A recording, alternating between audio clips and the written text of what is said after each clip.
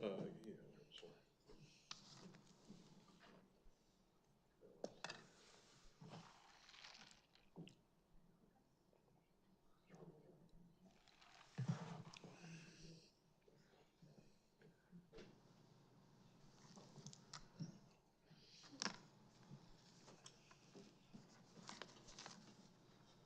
You ready?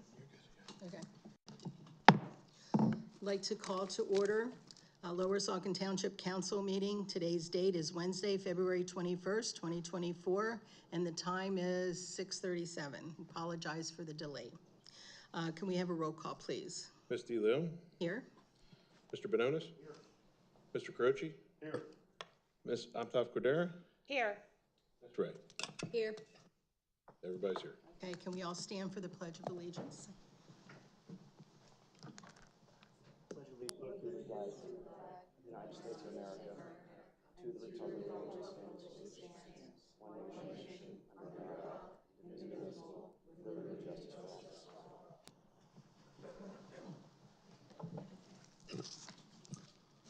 Okay, I'd like to announce that council did meet in executive session. I'll go over each item by itself. First, we have the conflict of interest for the solicitor, and I'd like to make a motion to resolve any issue with regard to any potential conflict of interest with regard to the solicitor and the Borough of Hellertown Borough Council on its behalf and on behalf of the township. Council hereby waives any conflict of interest relating to Stephen N. Gaduzian and/or Gaduzian and Associates in representing Lower Saucon Township with regard to any litigation or other interaction with the Borough of Hellertown or any other related entity, including but not limited to the Hellertown Area Library. And that's my motion. Would there be a second? May I be I recognized? second. And Jason has to be recognized. not at this moment. So it's been seconded by Priscilla, motion by Priscilla and Victoria, and now I'll open it up to council discussion. Jason? Thank you. The public should know that there were multiple violations of the Sunshine Law that took place in executive session. Among them is this matter that is before the public right now. This item does not deal with litigation. This item also does not deal with personnel matters. This deals with waiving a conflict to allow Steve Gaduzian to represent Lower Saucon Township while he would also be representing Hellertown Borough. As the public may know, Lower Saucon Township and Hellertown are at odds in current litigation. In fact, I think there's multiple litigation that touches upon Hellertown. To that point, Mr. Gaduzian wouldn't even give me a straight answer as to whether or not he spoke with representatives of Hellertown with regard to the proposal that he prepared and submitted to this council, requesting that this council provide him with a waiver of the conflict of interest. And under the rules of professional conduct that apply to all attorneys, specifically Rule 1.7, I believe that Mr. Gaduzian cannot represent this township as well as Hellertown Borough. I brought this up previously when the majority of this council, Priscilla De Leon, Victoria Optoff, Cordero, and Laura Ray, brought up Mr. Gaduzian as a replacement to the replaced solicitor. Rule of professional conduct 1.7, conflict of interest, current clients, except as provided in paragraph B, a lawyer shall not represent a client if the representation involves a concurrent conflict of interest. A concurrent conflict of interest exists if there is a significant risk that the representation of one or more clients will be materially limited by the lawyer's responsibilities to another client, a former client, or a third person, or by personal interest of the lawyer. I believe that prevents Mr. Gaduzian from representing the township in any matter related to Hellertown. And to that point, to the extent that there would be any settlement negotiations that would take place between Lower Saucon Township and Hellertown, Mr. Gaduzian would be at odds with both clients in that matter, and that raises the question as to how he could represent diligently Lower Saucon Township's interests in that matter. I regret that this council decided to hold those discussions in an executive session outside the public eye. Again, it's a violation of the Sunshine Law. It's amazing to me that the majority of this council conducts itself this way. They ran on a policy, and here's their mailer: Saucon Valley together, working together for our community, ready to bring Saucon Valley communities back together through respect, cooperation, and transparency. The transparency that you had was behind that closed door. And if I didn't bring this to your attention now, nobody would know about it. So that's what I have to say on this. You know, and I brought this up when you were hiring Mr. Gutsuzian, this conflict of interest and the risk that he has that he could be reported to the disciplinary board for this. I have not undertaken any of those steps. Somebody in the public may. This council is unfortunately putting Mr. Gutsuzian in a very untenuous position, you know, unenviable position. It's very tenuous, and it's shocking. It's just shocking to me. So I hope the public pays attention and sees what's going on, and that's all I have. Okay, Tom? Yeah, I mean, I agree. I don't know what Mr. Gutsuzian is thinking, even suggesting this. He shouldn't represent both municipalities when they're so close geographically and have these relationships.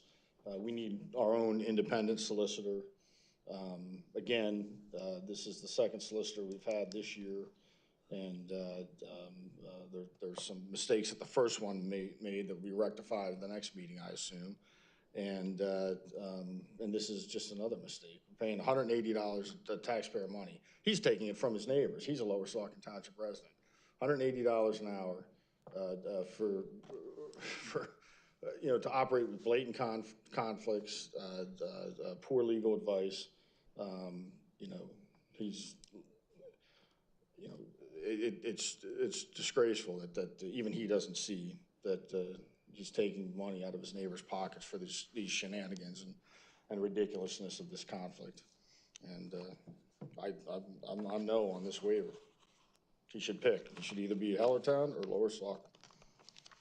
Okay, I'd just like to say for the record that council did meet, like I said, at an executive session at 6 p.m., and it was attended by all 5 council members, and at any time, at no time did Mr. Bononis or Mr. Carochi decide to leave the illegal executive session. Yes, I did. I walked out of it. You saw me walk out of it. So don't misconstrue. The public who was here saw me walk out of here. So don't say Also, that I didn't walk out. Why would we leave when we want to see what is happening? I mean, and to report to the public, which is what we've done. We've come out here and done that.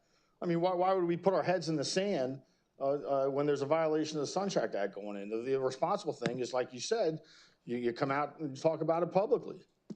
Okay, Victoria, you're next. Thank you. I don't agree with the characterizations made by Mr. Bononis and Mr. Carochi. I'm 100% comfortable with this particular motion made by Ms. DeLeon. I am comfortable with the fact that Mr. Gutsuzian represents the zoning hearing board of Hellertown, not the borough of Hellertown, and I'm inclined to vote yes. Okay, Laura? Yes, I don't think I'll make any comment, thank you. Maybe recognized again. No. Can, I'm going to ask. You're elected official. please, that's not Don't let the debatable. gavel Nazi You're talk you out down. of order. Don't let the Please gavel call Nazi the talk you roll. down. Gutsuzian can answer who signs the checks that he gets from Hellertown Borough, and are they from a Hellertown Borough account? Please call the Maybe roll. those questions. No. Mark, please call. No, the gavel Nazi DeLeon, how do won't you talk. vote? The gavel Nazi Public won't to know talk. that either. Gavel Bononis, Nazi. how do you vote? No. I would like to ask Mr. Gutsuzian who signs those checks. Mr. Gutsuzian, could you answer that? There is a roll call on the That, Mr. floor. It Gutsuzian? takes precedent Can you over answer that, discussion. Mr. Gutsuzian? Please I'm allowed to continue speak. the I'm an roll elected call, Mark. official. You can be a How do gavel you Nazi vote? all you want, but he can yes. still answer Order. a question. He can still answer a question. You Mr. are Gu- out of order. He is Question, Mr. doing a roll Gutsuzian? call that is not Jason asked debatable. a It is a legitimate roll question. Can you call. answer that question, Mr. Good, Tom, Gutsuzian? it's just more Roll call. cover up. Let him, just more cover up. Just Are more cover doing up. a roll Question, call. Mr. Gutsuzian? Let's go down the roll call, please. Will you answer the question? Mark. Mr. Carochi, how do you vote? I want an answer to my question. You already had I an want an answer to my opportunity for question. council discussion. We're on to There's no roll limit. call. There's no limit to council discussion Yes. in the rules. There's Where not. is that? Cite There is us not. that. Where does it say Priscilla, that? Where does it say that in the rule, that there's a limit to, and a council member can only speak once? Where does it say that in the rules? Certainly not on ordinance. It doesn't say that in the rule at all. Okay, were you finished your roll call? And I demand the right to speak. I was elected by the township Already residents, spoke. the right to speak. Where were we in the roll call? Gavel Nazi. You know, I would like Mr. Gutsuzian to answer my question, and then I'll vote. Who signs the checks? I'm Then not I'll vote. answering. Yes, You're sir. not gonna answer? No, there we go. Okay, well, I'm gonna keep, you know, it's ridiculous. Should we assume your vote's a no? You should, what did he say back there, Jason? I'll look into that, or what did he say when we asked him about, He said he couldn't give me a straight answer as to whether or not he had talked to Hellertown about this. Okay, we're He said, discussing "I'm gonna- this, I'm and gonna it's look into totally it." out of order. I can't That's give you a 4 straight times. answer, right? I can't. We're paying $180 an hour for Call, that. please. $180 an hour for a legal opinion. Caroce, how do you vote? I can't give you a straight answer, like, because Mr. Gutsuzian is too afraid to answer a simple Okay, question. of it's who either a signs yes his or a check, no answer. It's who very signs his clear. check, Who signs his check at Hellertown? Laura? Yes, Yeah. Okay, this motion passes. I'd like to make a motion. Go ahead. I make a motion to authorize the solicitor to pursue potential settlement with regard to the Hellertown Area Library and related entities with the end goal of terminating the outstanding litigation between Lower Saucon Township and Hellertown Area Library and related entities.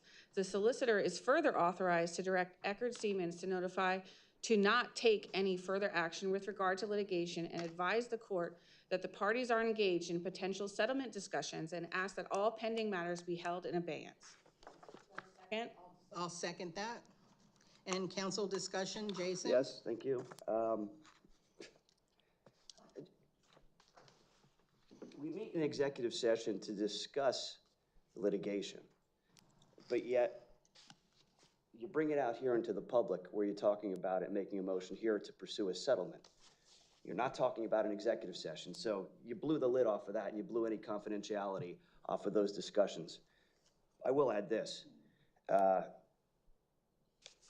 the public who wasn't back there with us, yet another violation of the Sunshine Act. They now want to recategorize, this is laughable, they now want to recategorize their illegal payment that they gave to the Hellertown Library That's on out January. of topic.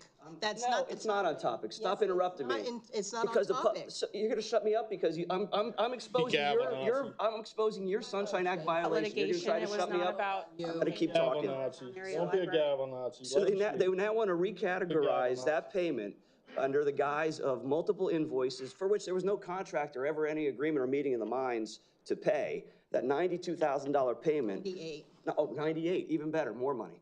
$98,000 payment, they now want to recategorize that as a gift. Before, it was for past due payments, now it's gonna be a gift, even though that was never discussed with the public before, they want to change that.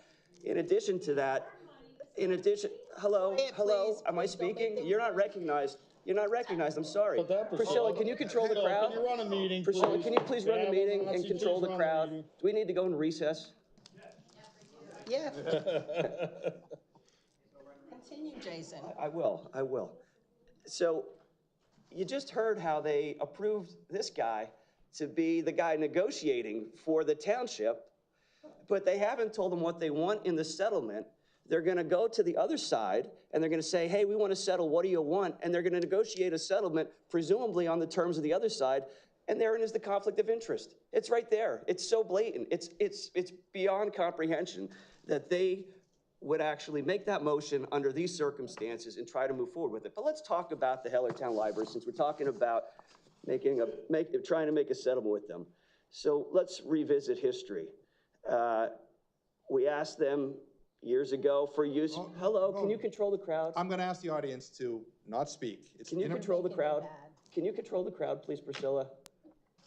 You're running the meeting. I'm not running it. I'd like the respect that I Let us deserve. speak. I mean, I want the respect to be able to speak uninterrupted from having people in the crowd heckle me. You have the policy, you enacted this policy as to how people are supposed to conduct themselves here, so either enforce it or don't. I'm going to ask people in the audience to refrain from commenting. Whether or not you agree with what is being said by each individual member is your individual choice, but it is inappropriate for you to make comments or noises or hisses or anything else. Please don't do that. So again, we got no contract. Years ago, we asked the library to give us usage data, financial information. They wouldn't give it to us. They said they couldn't give it to us. Why? I don't know. Then they would not give us board representation that was proportionate to Lower Saucon Township's residents or the amount of money that it was paying to the library. Then they secretly filed an application to the Office of Commonwealth Libraries to remove Lower Saucon Township's residents from its service area, and they didn't even have the decency to give Lower Saucon Township notice of that, even after Lower Saucon Township had given them almost $1 million over a number of years. They rejected a $50,000 payment that this council had approved and physically delivered to them. Peter Marshall, the former manager, and Tom, you were there, you delivered that check to them, no strings attached. Plus, we agreed to give them Lower Saucon Township's share of the OCL money. They rejected a $250,000 offer that we made in the fall of 2023. And now you want to settle with them. They have emails from Hellertown Borough, the president, Tom Rieger, directing Ken Solt not to cooperate with Lower Saucon Township. We have emails from Tom Rieger acknowledging that the library is essentially the same as the borough, and the borough is broke as a dope.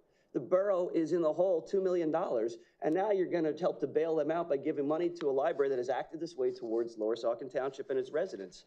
They've refused to respond to right-to-know requests that were valid from different residents and individuals from the public.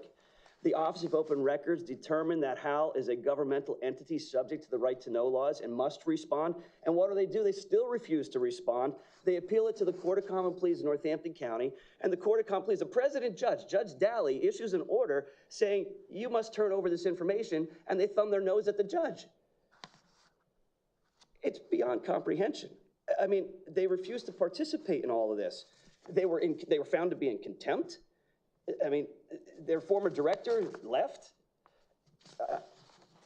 There's a motion for sanctions that's pending against the Hellertown Library. And then, you look at the whiz kids that are running Hellertown, and the dumbasses on this council want to prop up this malfeasance. You got the Hellertown Borough Police Chief charged with stealing over $120,000. The prior chief resigned under cloudy circumstances. You got the mayor, the same mayor now, who was overseeing the department then, and it's missing $120,000 of taxpayer money.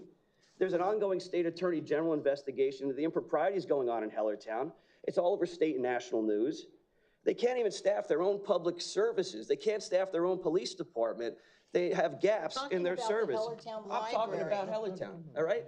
Okay, well, You got the Dewey Fire Company embezzling, the treasurer formerly embezzled $400,000 to fuel a gambling addiction. You got a Hellertown Borough Council member and fire company administrator reportedly submitting false bills to the fire company. You got former employees stealing hundreds of dollars at Christmas Day from the Firemen's Club social. Their budget's upside down $2 million. It is utterly unconscionable that someone in this council would advocate rewarding this mismanagement, this malfeasance, and this corruption. Stupidity. This is stupid. This is the stupidest thing I've ever heard. And I've heard a lot of stupid things from some people on this council. This is by far the stupidest thing I have ever heard. I'd like to speak. are you finished, Jason, now? Because I'll move on to Tom. If you're not finished, go ahead. I don't know. Okay. Take your time. Oh, the other thing. Throughout this process, this politicized process where the library was used as a lever, we had approached them about creating a regional library system in conjunction with the Southern Lehigh Library, Coopersburg Borough, and Lower Milford. And they wanted no part of this. They do not view library services for the greater good. Clearly they don't. By not participating in that process, when we were talking about having guaranteed funding levels, having a regional library system that would have greater funding opportunities and resources that Hellertown would not need to depend upon, and they wouldn't participate in that process. We offered them a settlement on everything that is at issue with Hellertown, and they wouldn't participate in it. Why? Because they'd rather play politics. They would rather play politics, and they want Lower Saucon's money. That's what it comes down to. Now I'm done. Okay, Tom? Yeah, so we received an email from a Gina DeSantis, and it says, I would like you to consider just getting over the HAL thing, the Hellertown Area Library. They have a library, and yes, they are 100% guilty of fraud in one way or another. I know this for a fact because they used to offer library discount rates and avoidance of sales tax to citizens that joined their friends group. But there's nothing you're going to accomplish by irritating Mr. Salt, who was on the board. and she says in her opinion, he's a bit of a thug. But, you know, how this relates to this, all of this is, I think they were committing a fraud by avoiding the sales tax and selling books. Our solicitor's wife was on the board of the Hellertown Area Library when this was going on, and the board apparently authorized this arrangement with the Friends Group. So I think this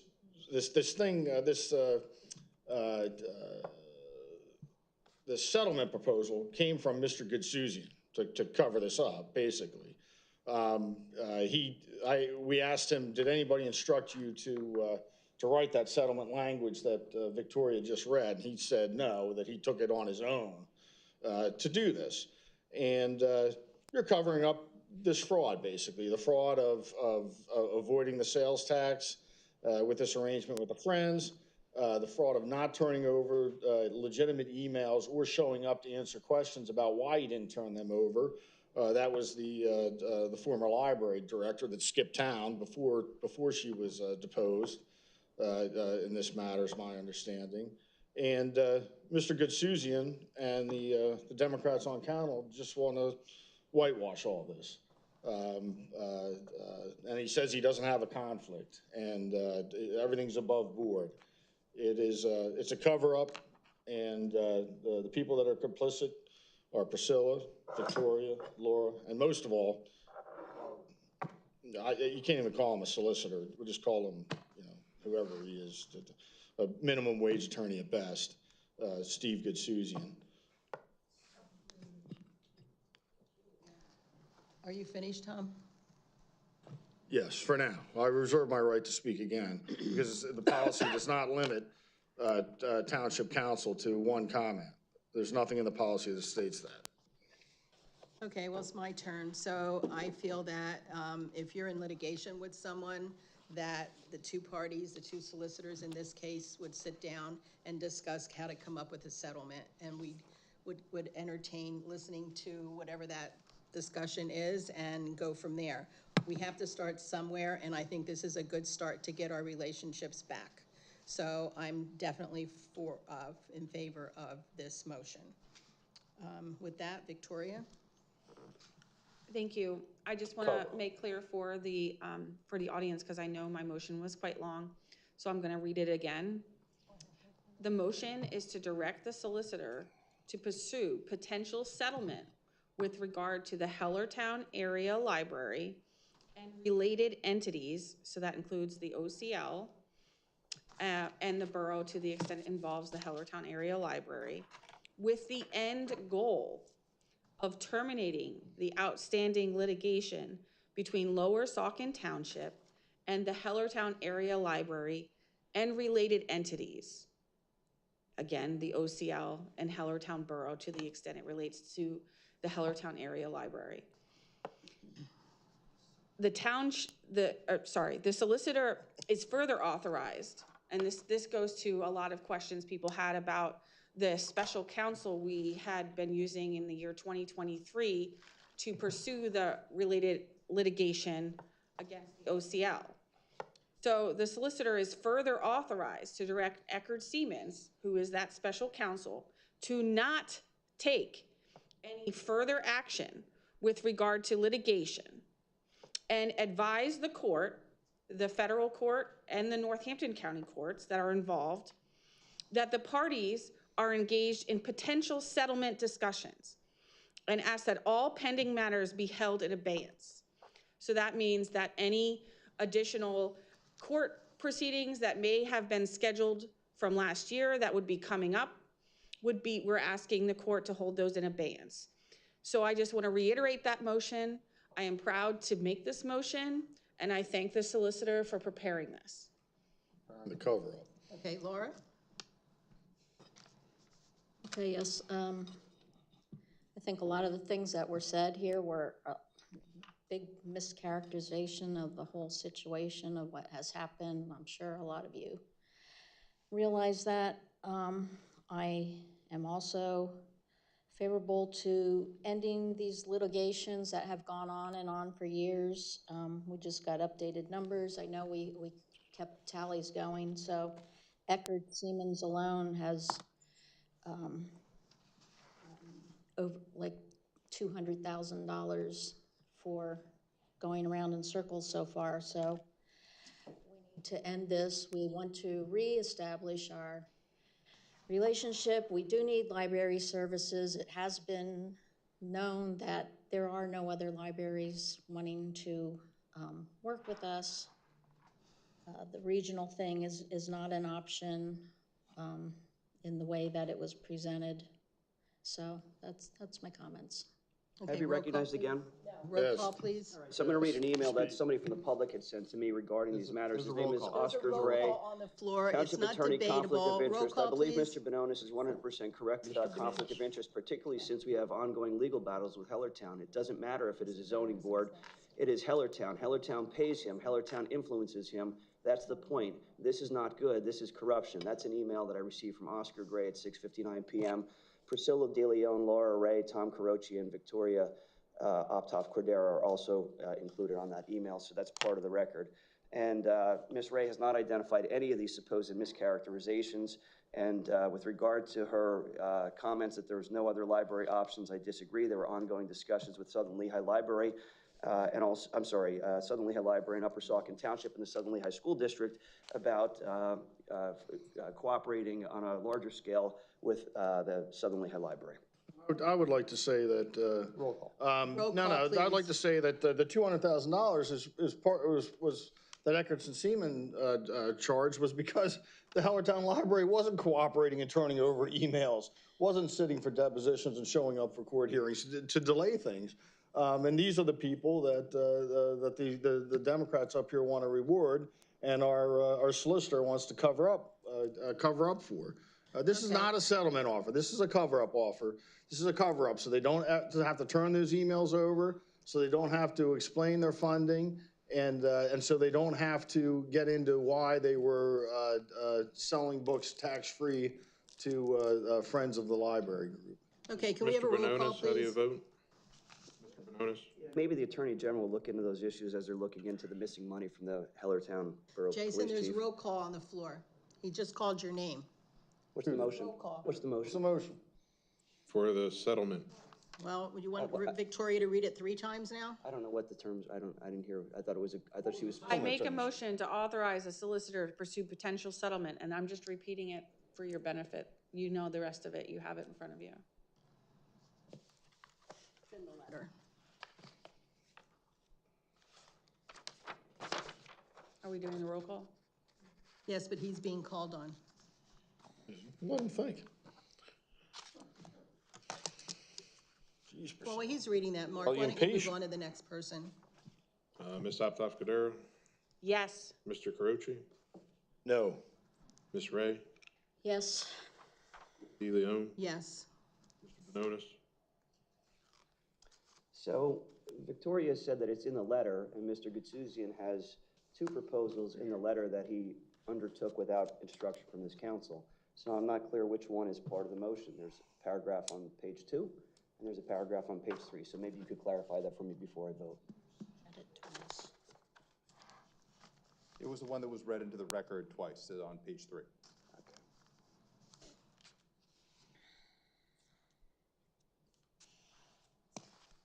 The sum and substance was on page 3. Obviously, whatever the motion exactly was would be controlled by whatever the motion was stated. Well, which is it? She said that it's what's contained I'll in the read letter. it again. No. She said, hold on, I'm not done. She said what's contained in the letter. I'm asking, there's 2 proposals in the letter. I don't think this letter was ever produced to the public.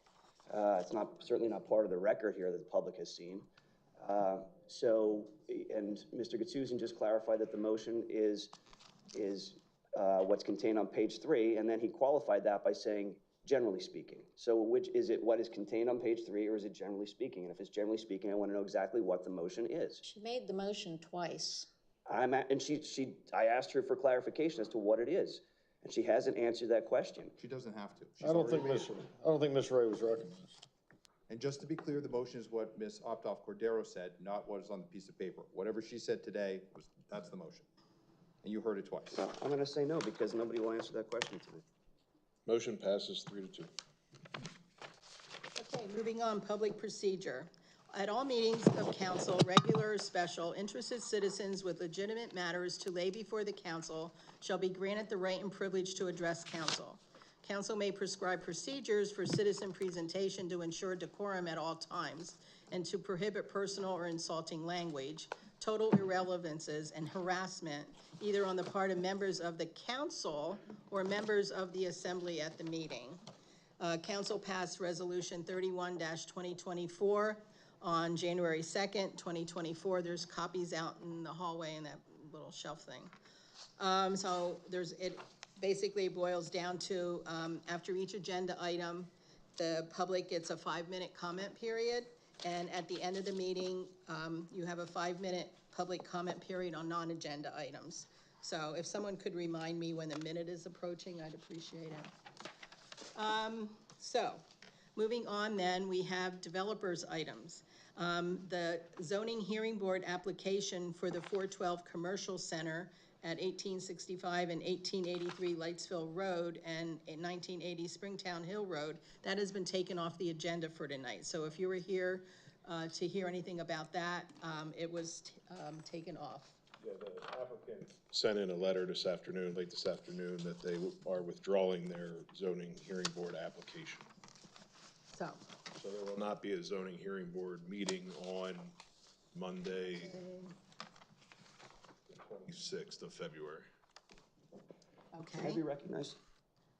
On what agenda? No, you're not going to be On recognized. what was just discussed by the township manager? It's been taken off the agenda. I'm going to be recognized. I'd like to be Yeah, recognized. I on that. recognize you. I No, recognize you. discussion You're of the elected vistas official. at Long Ridge Don't let Development the Gavel Nazi- All right, don't let the so- Gavel Drive Nazi in talk you Royal down. Valley Lane. The Don't let the township Gavel Nazi received, talk Hudson you just down. said that matter is going to be taken off the zoning hearing board. I think the public should know that the application that's going to be before that zoning hearing board, when it is ultimately there, is a matter where this township rezoned a stretch of Route 412 for commercial purposes to increase the tax base for this township. And in turn, St. Luke's Hospital, a nonprofit, has purchased that property and would not be subject to taxation. So those that are interested in the tax revenue to the township and the implications from this project should consider participating in that zoning hearing board meeting. moving on, discussion on vistas at Long Ridge Development, and I apologize, you want to step up here, please? The township received complaints from some of the homeowners in the Long Ridge Development living on Long Ridge Drive and Royal Valley Lane. These residents have returned to continue to address council with their concerns. So could you please state your name for the record and give us updates, please? My name is Matthew Manili, Minielly.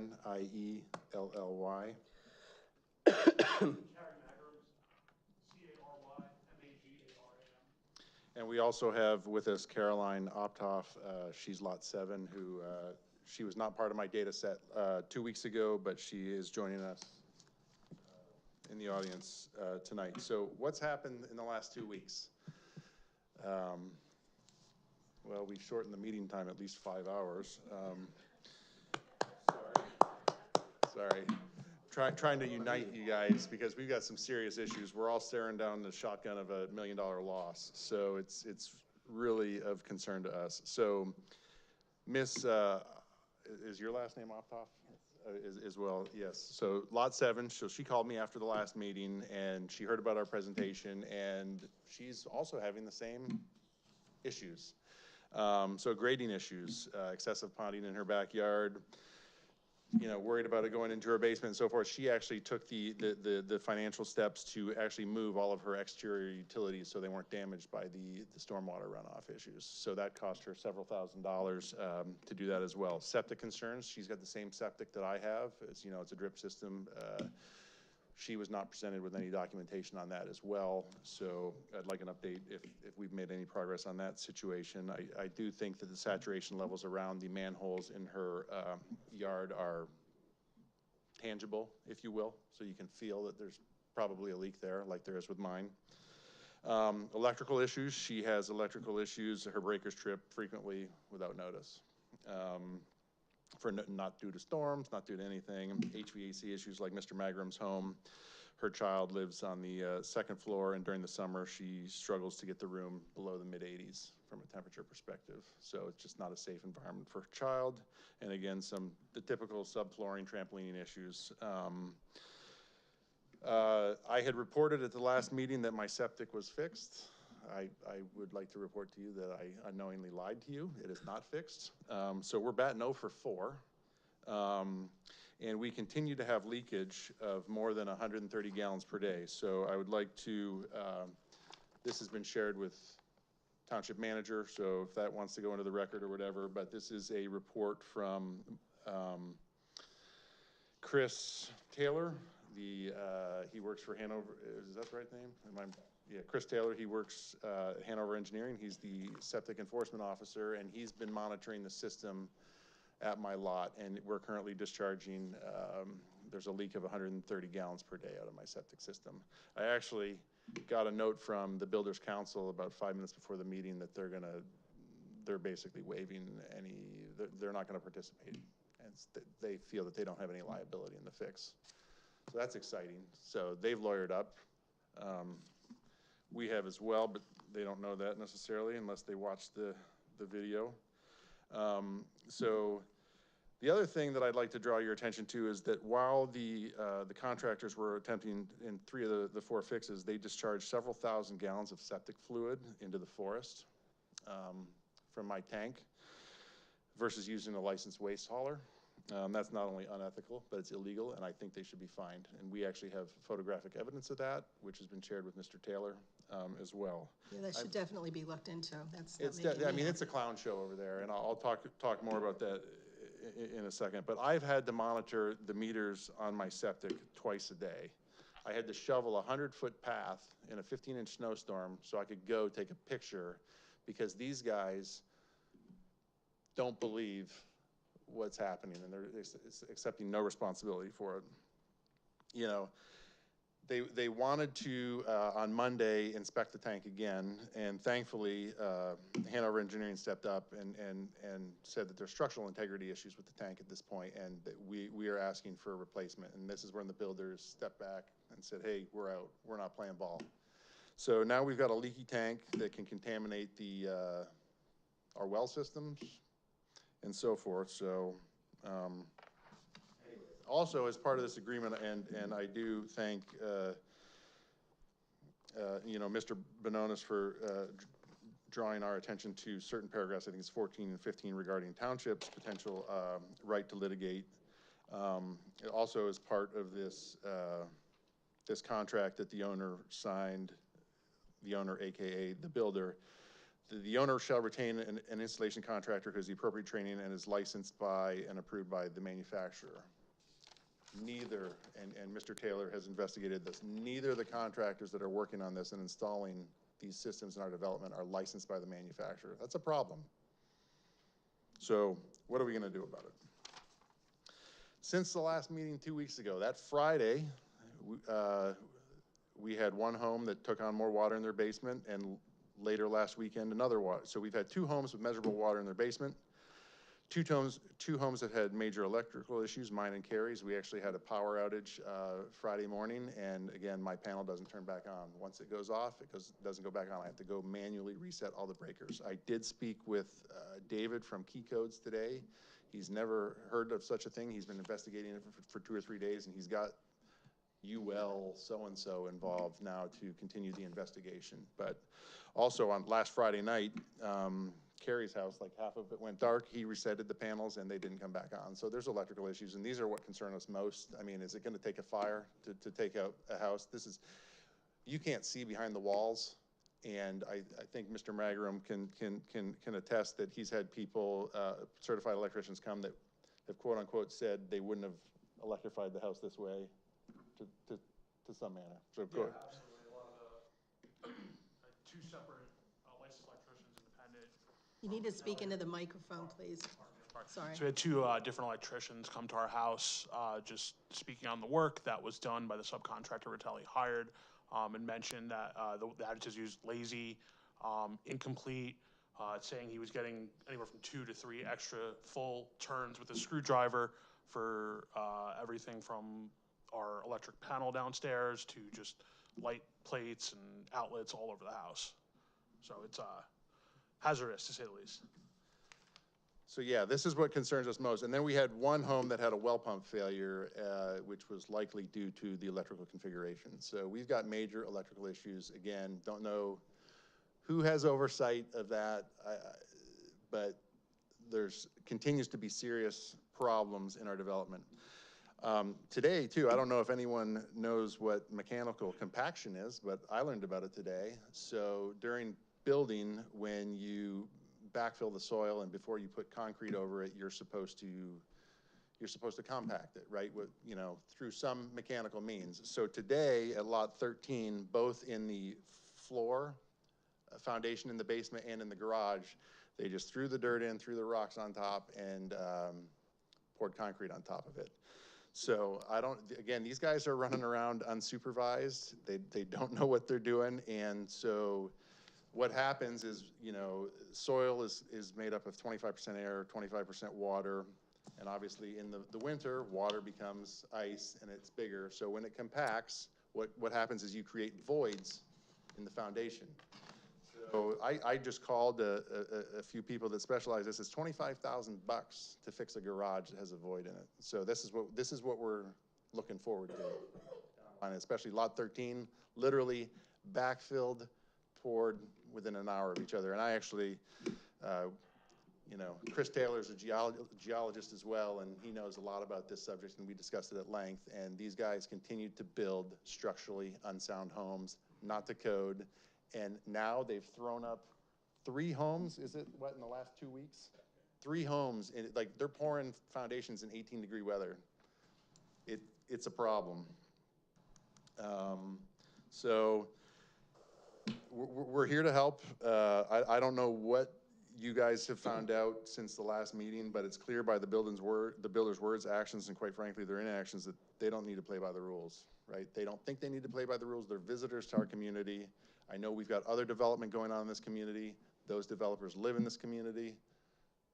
You know, these people just, they're non-responsive to anything that we want. So I'm wondering, you know, as the list of last time, if there's been any discussion with the builder, can the township enforce, you know, the runoff issues, the drain issues? I know that there were some concerns that whether or not you guys had the authority to enforce the stormwater plans. I mean, my lot specifically is off 3 feet. We've got a melt coming up. I'm gonna take on water again.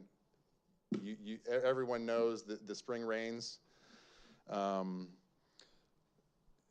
so forth. How can we enforce the coding issues? Simply saying that we've got key codes or some other agency doing it, you know, we'd like some, you know, that doesn't transfer accountability in my opinion. I don't know what to do with the non-disclosure of this septic agreement. I think I know what to do, but don't necessarily want to say it in this forum. You know, and have you guys had meetings with Ratelli? I know that was potentially, have there been meetings with Ratelli? We didn't have one meeting with Ratelli. We got one meeting set up in the time frame that we were able to get everyone together. We talked about many of the issues, and they're going to get us some information back from information that they had. Do we establish a timeline on that, or just like, because they're very open-ended when they say they're going to get information back? Carrie's got a timeline of your 30 days-ish? Yeah, March 29th is my 1 year when I essentially lose all recourse per our contract. Did not get a date, but from the conversation, they were going to work on pulling things together pretty quickly was how I felt. That's 60 new or for 90 the days. Yeah. Builders Council. You mean the builders? Lawyer. Oh, okay, all right. That's what I thought you meant. I just Builder wanted lawyer. to. Okay. Be ready for Fitzy.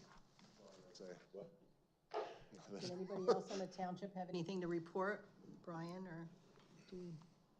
I sent out all the grading plans that I had to everyone, so I was working on that. You know, hoping to have council tonight authorize Brian to come out and review all grading plans when he can. We still have, most of the houses are on temporary occupancy permits because the grades weren't ready to be done at that time, so we still have some escrow for that, to help with Brian taking care of the, Okay, reviewing so all the. you need a motion then? So what does that mean? May I ask you, what does that mean? Like, so when he comes out and reviews, so you've seen my as-built, I think Carrie has an as-built, a few others are getting as-builts. Okay. Does that, Share those with Brian? Yeah, it'd be very helpful before I go out, if council directs me to go out and look at the grading, those as-bills, because they are, just so council understands, I am more than happy to do that, take the approved on-site grading plan, go out and see if I think that's not as accurate as an instrument, obviously, you know, being the opinion of my eye versus what an instrument would actually pick up. So any information like that you could share would be very helpful. a few other people have one, so we will get those, we'll just route them through Mark as a process point. Okay, so I'd like to make a motion then to authorize Hanover Engineering to do the review on the as-built for the grading. Yeah, review the on-site grading. The on-site grading, did I say that right? I'll second. Is there, okay, so Priscilla and Jason? I just have a few questions, I do too, but go ahead, Tom. Go ahead, council discussion, Jason? The one thing we didn't hear, and I'm not expecting this from you, but when we left the meeting last time, and I know we were here for a long time, and I appreciate how late you stayed because the issue is important to you, and it's important to me. And I would prefer to have greater urgency from the township addressing your issues because you explained to us the duration of the problems that you've had, as well as the upcoming deadline that you have with regard to your warranty claims. In addition to that, I brought up the fact that we've got spring coming and we've got, you know, the rainy season and it's only gonna get worse for you. So the one thing that we discussed in the last meeting was what levers does the township have to exert some pressure on the builder? And I haven't heard anything yet tonight. Maybe that's still coming. But one of the things that we had talked about was, does the township have the ability to exert any financial pressure on the developer and the builder with regard to this? And I don't know the answer to that. I don't know if the township manager or the solicitor or anybody else has looked into that issue as to whether or not there's any financial. I know we talked about like $100,000, you know, a bond or something like that, which is peanuts compared to the amount of damages that you're going to be. The $150,000 Yeah. to regrade my lot. Yeah, exactly. I mean, that's a drop in the bucket. I could see you know, to the extent this plays out, I could see the developer and the builder saying, you know, we'll waive that, you know, we'll try to get away and give up the $100,000 to save $1 million on the other end or whatever the, you know, the cost of repairs are. So you know, maybe there's an answer to that question. Maybe they haven't looked into it. I don't know, but I think it should be looked into, and it should be any sort of financial leverage that we can exert. We should try to do that. The other question I have is, have you looked into, so that you've got a developer, you've got the general contractor, then you've got subcontractors. So each one of these subcontractors has a responsibility for excavating, electrical, plumbing, septic, all things like that. I don't know if you know who those subcontractors were that were employed by the general contractor, and if you've reached out to them for any recourse that you may have. I don't know. I'm just pointing that out as a. We do know who they are, but we don't have a contract. I understand that, but you may be a third-party beneficiary. I'm not providing you legal advice for this, but maybe your attorney can look into this, you know, but I'm just pointing that out there as food for thought. You know, I hope the township We hope so too. responds quickly. We hope so too, and I mean, they're almost, as we live there now, it almost seems like they're putting the homes up more haphazardly because they know, I mean, they know that we've contacted this body, right? They know, right? So. We're quick to write a check for a fire truck that doesn't fit in a firehouse, okay?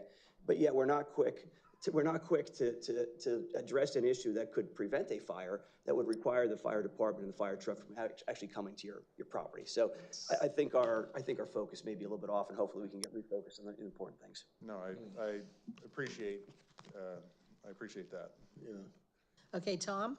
I mean, I wish someone on this council would take this more seriously. I mean, my God, if this is, the landfill wasn't graded appropriately, you'd never hear the end of it. But Brian, we have this money in escrow, but the developer put that in escrow. Am I correct about that? Well, you have a series of different escrows. You have I believe it's a letter of credit from the developer. Correct. To do the unfinished improvements, like put the wearing course on the road. Then as the individual lots come in for building permits, you have escrow that's escrowed for the grading plan review. You also then, if a home is ready for occupancy and it's winter and they maybe don't have the site graded, they post a certain amount of money, maybe 6,000, maybe 10,000, to ensure that they come back and they finish the grading when the weather dries out. So there's a series of different escrows that the township may be holding. But when these escrows close, when they get the CO though? That's my understanding. Right now, most of them have temporary. Matt's is the only one that is fully closed. So the other ones are temporary, Yeah, so so we we can, have we can escrow hold that It's money, kind of ironic. money can stay in escrow. Yours was the model house. So Money it's can done stay in early. escrow because it's a temporary, there's no Yeah. permanent CO. Right. That's my understanding. Because Matt has the model home, it was built first, so it, What we are doing, we're displaying all the problems that you could have with a home. It's, Model, right? I'm concerned that the township is not, I think on the front end, we're very good about looking at these plans, planning and zoning if need be.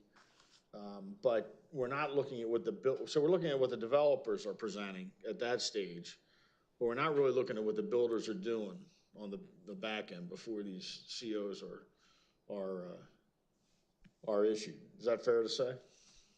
I think the ordinance doesn't provide as solid of a back end as the front end. And what do you think that can be done about that? I mean, we do have other developments in the township, one in particular, off of Spring Valley Road. And, that's, well, I trust the developer there, because they are local. It's my understanding those lots will be sold and individual builders will be able to come in and build a house, for a homeowner or a lot owner.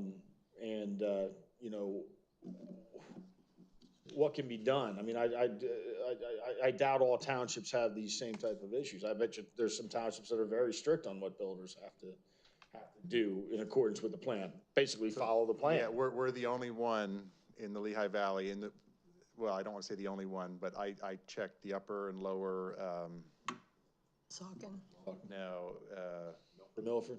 Milford's, Upper Saucon. We're the only one that doesn't require the as-built as a contingency of the CO. And so if my escrow of 6,000 or 10,000 was released on the grading plan review, I'd be very curious as to who did that grading plan review, because Brian, as you came out, while we didn't have a transit, you could see with the naked eye, the grading issues. So, I mean, is that something Hanover would recommend the township adopt? Well, I think you have a series of different things you could enact. Matt's right that there are communities that have as-built plan requirements, and then a review of the as-built plans. There are some communities that require an as-built plan and a certification from the designer that they actually went out and looked at it and it was graded in accordance with the intent of their design. So there are a series of things you could do to ensure that. Just bear in mind that we have also, over the years, heard complaints of, well, now I gotta pay for it. My contractor is wonderful. Now I gotta pay for an as-built. I gotta pay for the township to review the as-built when I didn't have any problems. So we have heard comments. Would have traded the $1,000 for the as-built for the $30,000 uninsured loss I've had. And all I'm trying to advise, you'll get that other. Yeah, and I understand that, but we also used to be a township 4 years ago that had 2 engineering firms that would review the exact same thing on everything that came through the door. For some reason, we did. We put an end to that, and just went with Hanover. It seems like we're dropping the ball on the back end here. We're asking developers to spend a lot of time and money getting their plans correct and in accordance with the township ordinances. And then the builders can come in and apparently do whatever they want, and there's not much recourse the township currently has. And I think I'd be looking at recommendations from Hanover as to how to change that. I don't know what the rest of council thinks. Upper Saucon has a pretty, involved process that involves as-built. So if that's something that council wants to look at. Yeah, I'd like to know, I'm I mean- sorry, he's talking. I'm sorry, Tom. You already went. I'm gonna go again. Well, yes, after we all go. So Upper Saucon has a They have fairly an as-built stringent requirement, yes. as-built requirement that we could look at. I mean, I think, I'd recommend the council, review that maybe next time. And our planning commission maybe review that, to see, because I think there's 13 or 14 lots off of Spring Valley Road that are gonna be built on. And, I'm more concerned, I'm concerned that,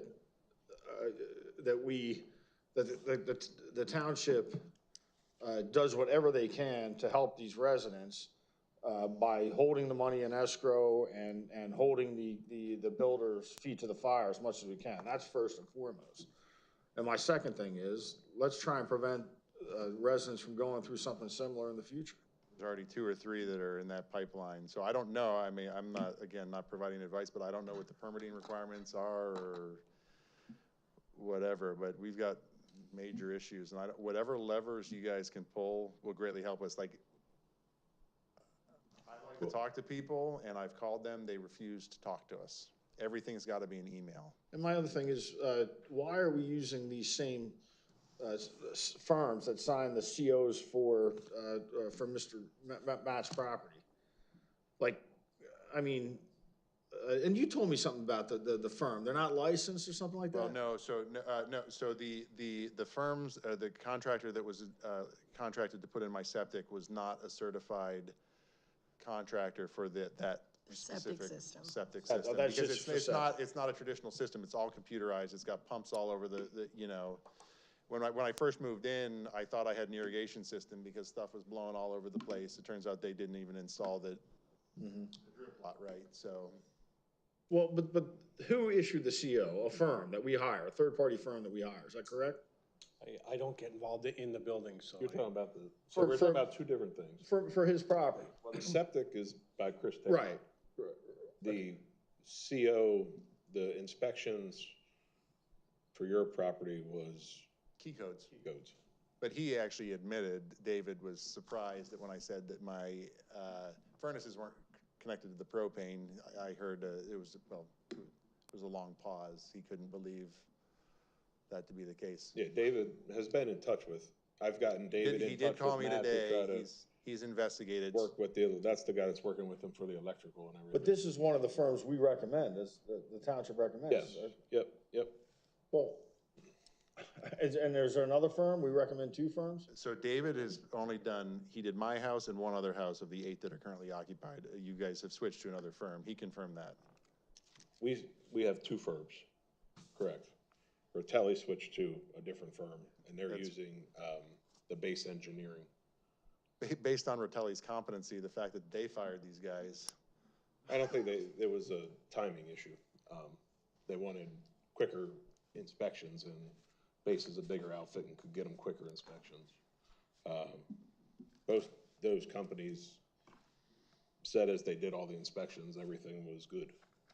Well, They so have all Dave, just for clarity on that, David, their firm is not actually, so I have a new panel. It's made by Leviton. It's not a traditional panel. So again, it's, I hate to say it, but it's an upgraded panel, which is not functioning correctly. So actually their firm, nor David, has expertise in how that panel works.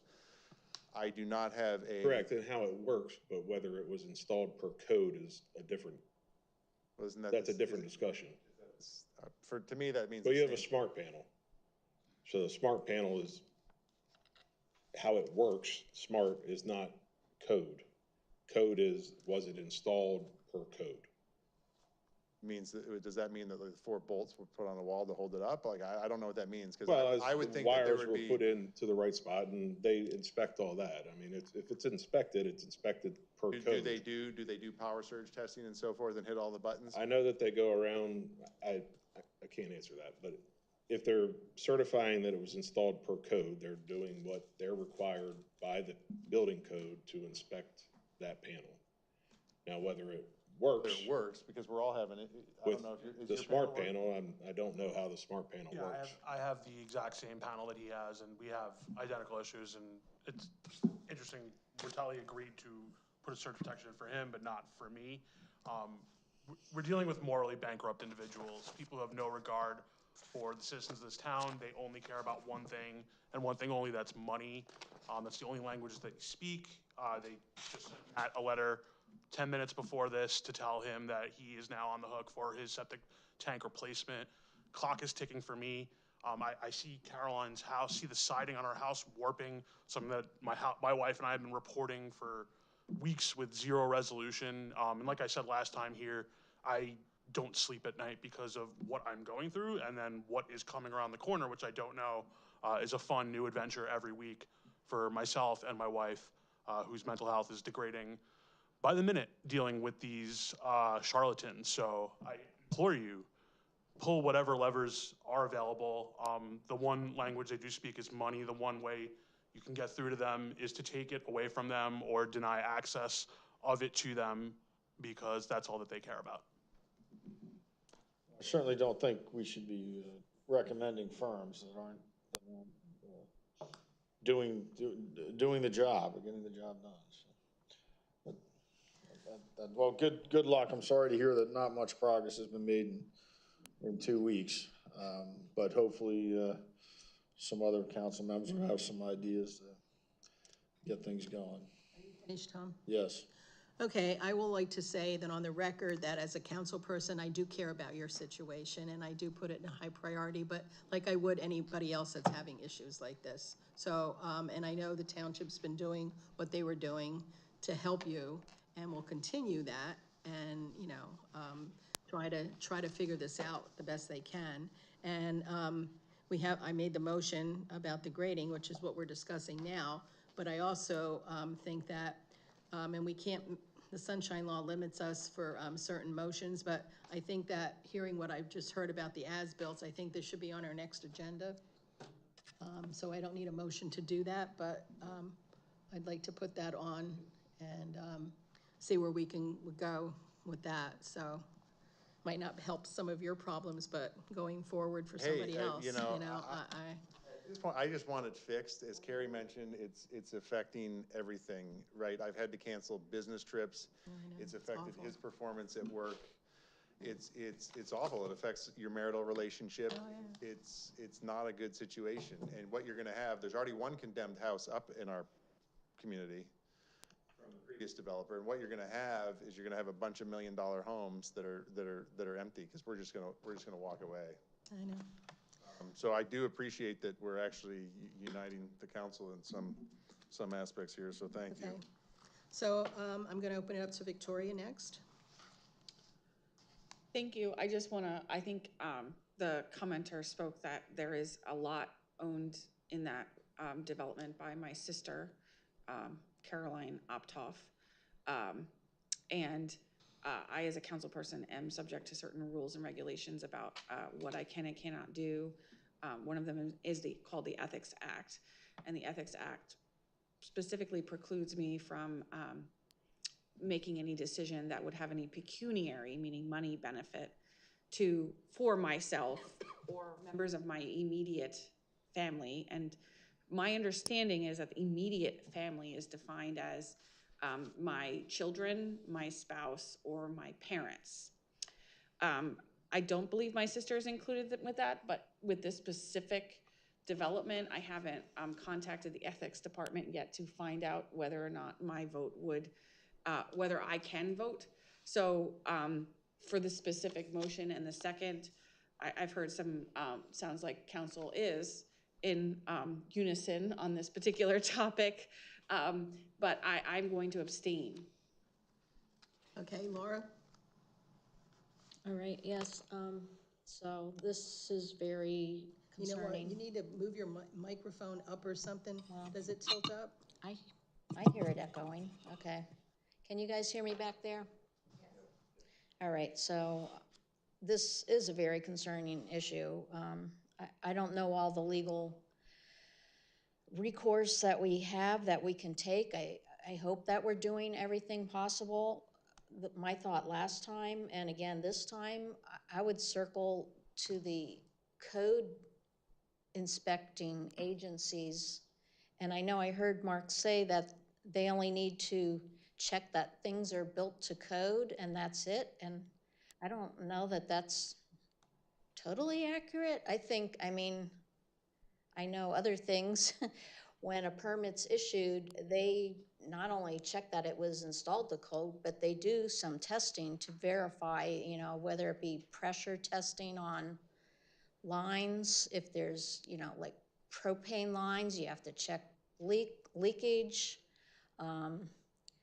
electrical, like you said, the surge testing. So I think there is testing that needed to be done, and I don't know if it has been done. I would certainly like to see all those signed off code inspection reports of who's doing them, because you know, in my mind, I'm thinking, you know, do they just sign off on them because they didn't feel like doing it that day? They, you know, they get paid to do it and just sign the paper. So I think we should look into those code inspection agencies is one thing we can do, and certainly come up with different agencies if, you know, I don't know if base engineering, you said they did some of them as well, or not yet for inspections. Yes, Base was one of the companies And out key there. codes, so I think we should look into those things.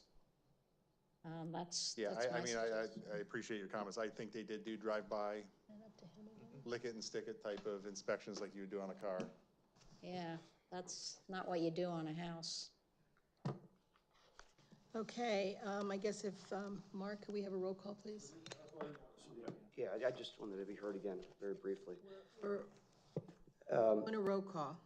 So, Speak. all right, you do your roll call, then I'll speak when you're done. Yeah, you can speak when No, we're done. do your roll Okay, call. roll call, please. Ms. Aptoff-Kadar, you're gonna abstain. Mr. Carochi? Yes. Ms. Ray? Yes, Ms. De Leon? Yes. Mr. Benonis? Motion passes 4-0. May I be heard? What's concerning to me is that this township government, municipal government, is here to protect the public.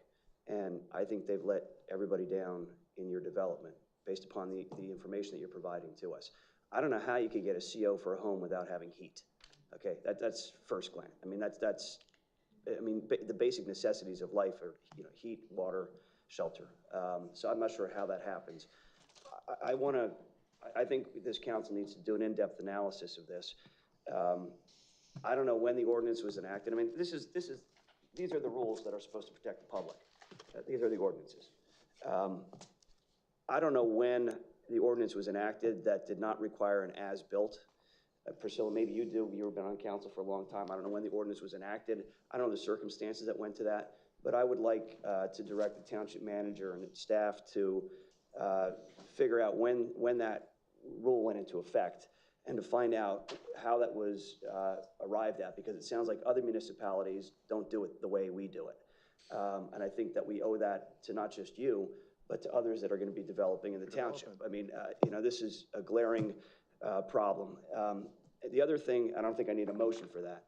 The other thing that I think we should do, and I don't know if you do this, you've already indicated that you're lawyering up with you.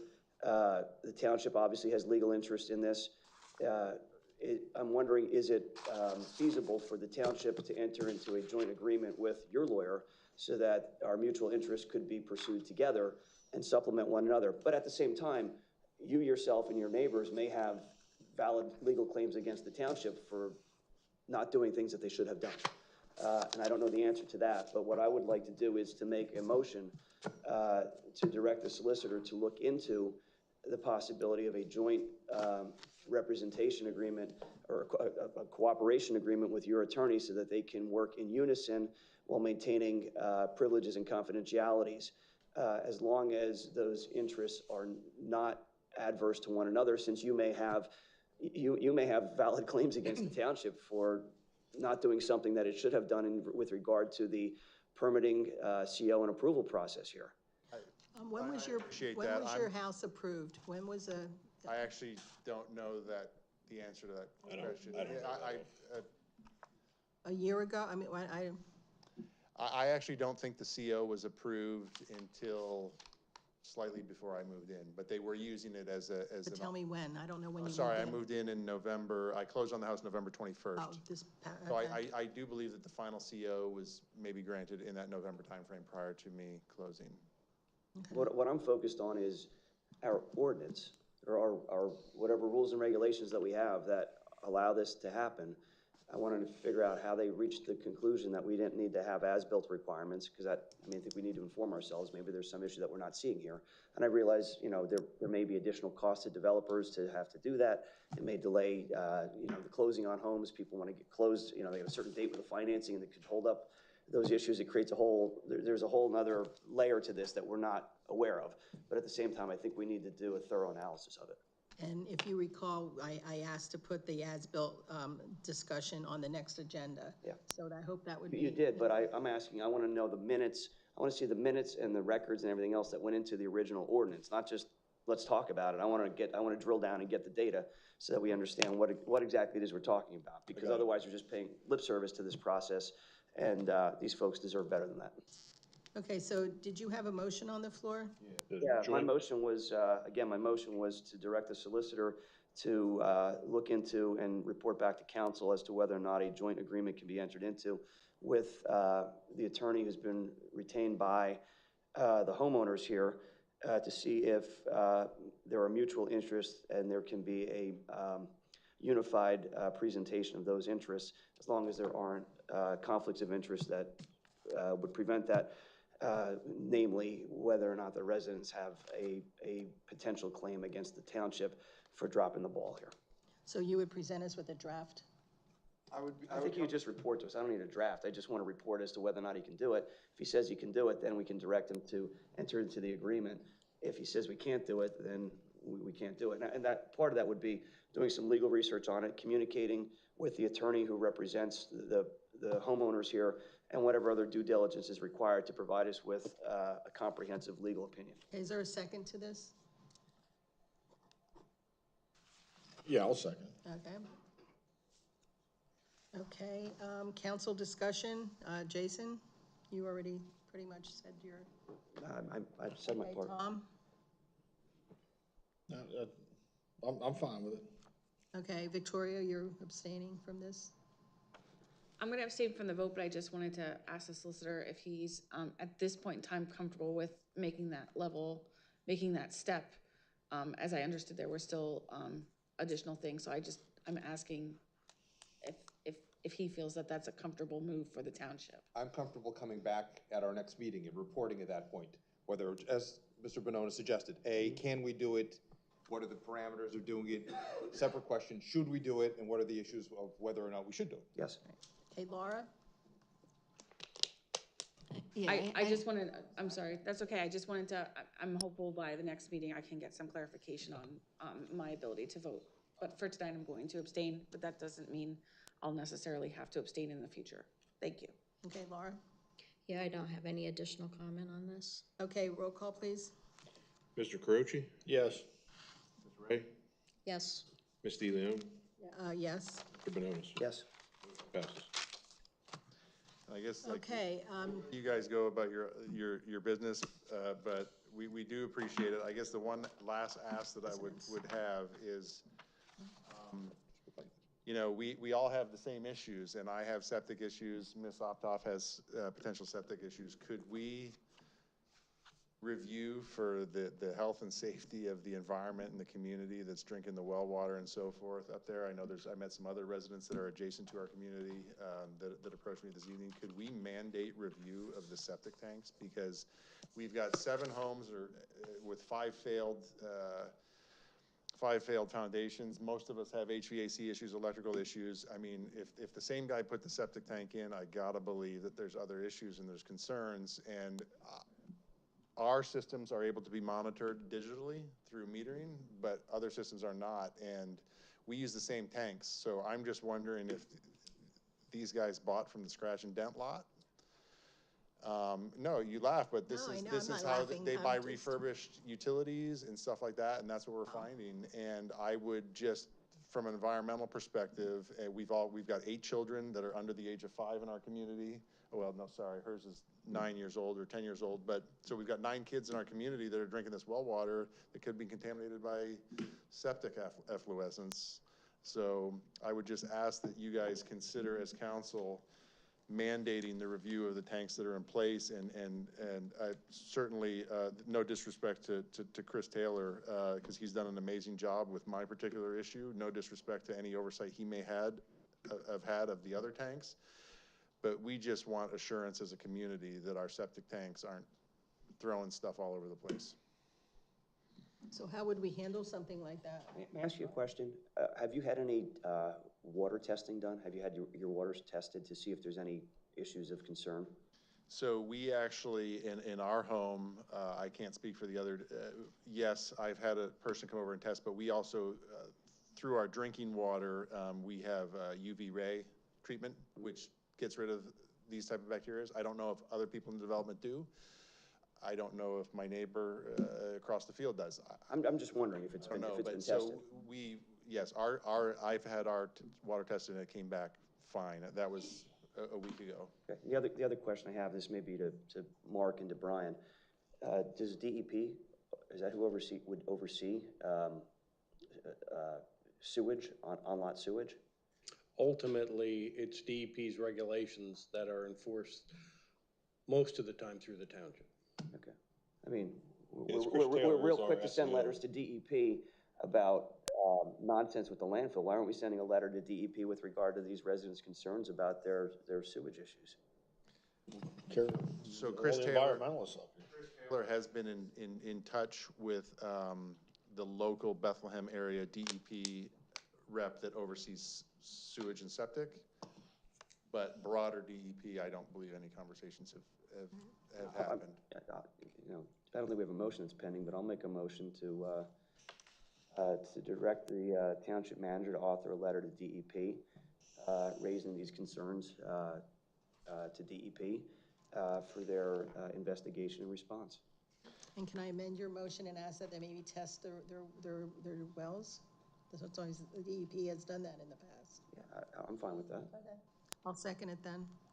I did ask for Mr. Taylor to share this with DEP. I don't know if I can share this letter with you guys. We have it.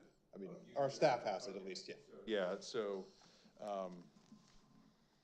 I had made that request to DEP because we're getting, I mean, if the enforcement officer of this township is having trouble getting our builder to act, how do you think we're dealing with it on other critical issues?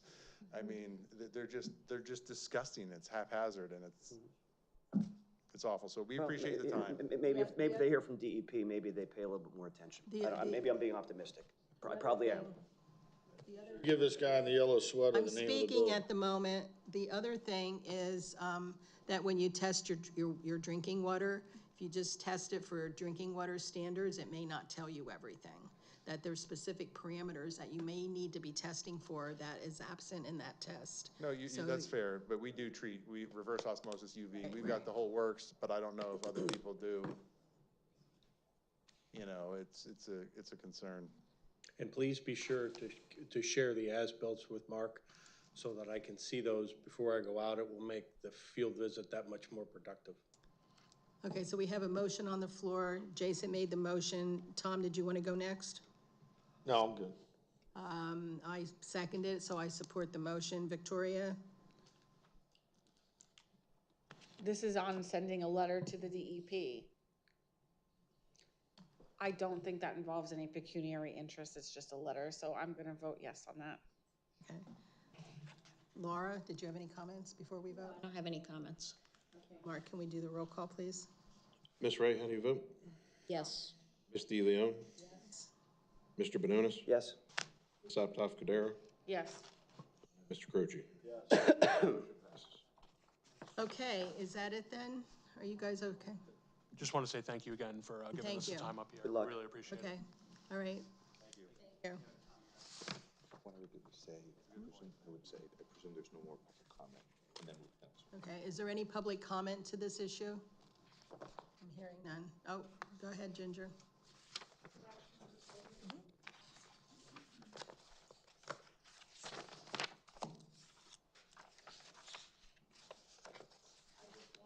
let the gentleman know that Northampton County, the district, conservation district, has to oversee all of the plans when you're doing lots and all of the engineering that goes on. It goes from our township engineers, the personal engineers, and all of that information does go to the conservation district for them to oversee everything.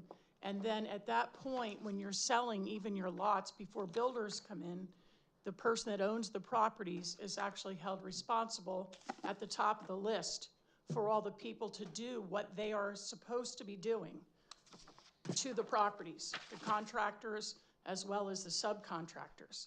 So my suggestion would be for them to make sure they are contacted as well, and they might have more authority as well as your council to help assist with this process, because they have the right to persecute, I think. Okay, thank you for that suggestion. That's the Northampton County Conservation District. Okay, did anybody else want to go? Okay, yes.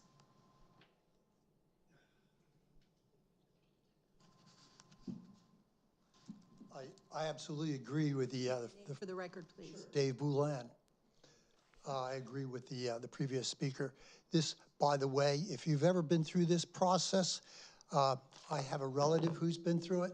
As a matter of fact, after 9 years, we're still in process, and it gets kicked around like a football. The only thing I can tell these gentlemen is get yourself a really good lawyer and go after it. Make sure you know each and every person that did those approvals and go after it, okay? I really like the council's approach here, and a little timid from what I've seen because I've been through it with other people. But I want to tell you that nothing beats a good attorney. The other, I'd like to ask a question. Are we going to get a chance as the public to speak about what was done earlier on this attorney issue? You can, I've never called for public comment. Pardon? Never called for public comment, Priscilla. No, that's in my, but I thought I'd ask. yeah, and you can do that under, I'll let that go under non-agenda items, and you can Okay, do so that will be, because there's several things along that same line, and I know your revised rules say we can speak to each and every one of these things as a rule before they're heard, but not knowing what went on in the back room, that's really, I'll speak about it unless it's past 1 o'clock. I do, please, sir. Okay, was there somebody else standing up, Mark?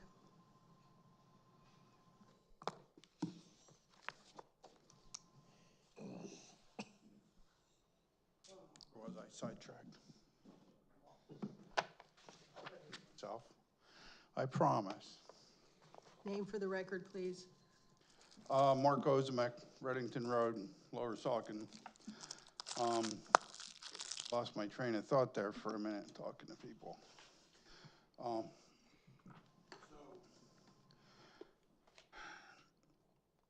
Mr. Benonis wants to talk about council and past decisions that were made.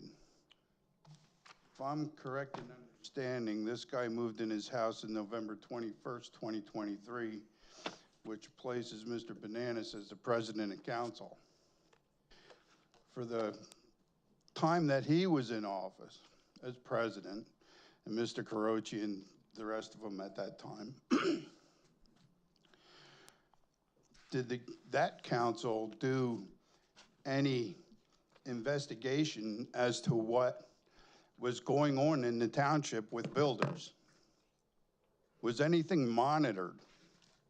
Was action taken against any of them? And the big thing that brought me up here the first time was when you discovered this at the last meeting from these guys when they were here, how come there was not a cease and desist work order put on those companies building those houses? Because you just heard him say they're still out here plopping up houses pretty fast, as they can to get done. When I moved in my house and I had to pull out the cistern piping, I got a cease and desist order from Chris, who used to be the township something. I forget Zoning officer, whatever his last name was. I can't think of it. I guess. But had come out about somebody dumping oil down at the scrapyard. And he stopped, he talked to me, my dad, and my neighbor. And I was pulling the old piping out of the basement. So 2 days later, boom, I get a cease and desist order from Chris. And I get to come downtown hall and have a meeting with him, which is what I brought up other things. So if these houses are $1 million houses and people are investing in Lower Saucon Township, how come one of you or all of you or whoever's responsible did not serve these people with a cease and desist order and pull their work orders and stop them from doing any more work at all on anything until everything was inspected and situated and agreed upon on the proper way to do it? I think that's a good question. Is that It something is a that we good can question do? because you're opening yourselves up for more lawsuits when you know what's going on and you didn't put a stop to it. And as far as talking about past councils like Mr. Benonis wants to do, somebody on council, besides just the engineer, should be more involved and more responsible for going out to these job sites and find out what's going on. Because I'd be pretty ticked off if it was me and my money in my house. Okay, thank you. Nice night. Okay, I guess we're ready to move on to the next. I'm sorry? Oh, I'm sorry. Bob? Go, Lower Saucon Township resident. It seems to me that Mr. Benonis is trying to place a lot of blame on this present council for these problems. Seems to me he's also very concerned about it, so is Mr. Carochi. So Priscilla, I would suggest that being they're so concerned and they want to know what can be done, that you would appoint them to investigate what can be done to help these residents. That's one point that I would like to make. Another thing is that we had to redo our sand mounds several years ago. We had the inspector out, I believe it was 3 times. It cost us $1,500 for the different inspections. One of the things that was very frustrating was the fact that when he came out, or rather when the contractor was there to repair the sand mound, he came across an empty, abandoned septic tank, which then it was our responsibility to pay the contractor to take care of. Where was the inspector when this sand mound was originally put in? Where was the township on this? Why did I have to pay for what should have been taken care of properly several years before? That's the more serious incident. The other incident, and more recent, we had some of the work done in our house through a general contractor. The general contractor, we made him come and get all the permits, the guys, we paid for all the inspections, et cetera, et cetera. Less than a year later, one of the bathroom lights in the shower went out, and my wife said, hey, something's wrong here. Okay, fine, probably just a bulb.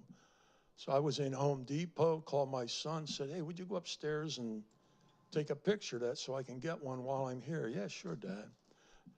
Calls me back with a picture. He said, Dad, something's wrong here. These wires are charred inside of here. I contacted the general contractor. He told me, I'll give you the electrician's number. I said, I didn't hire the electrician. You did. You call him.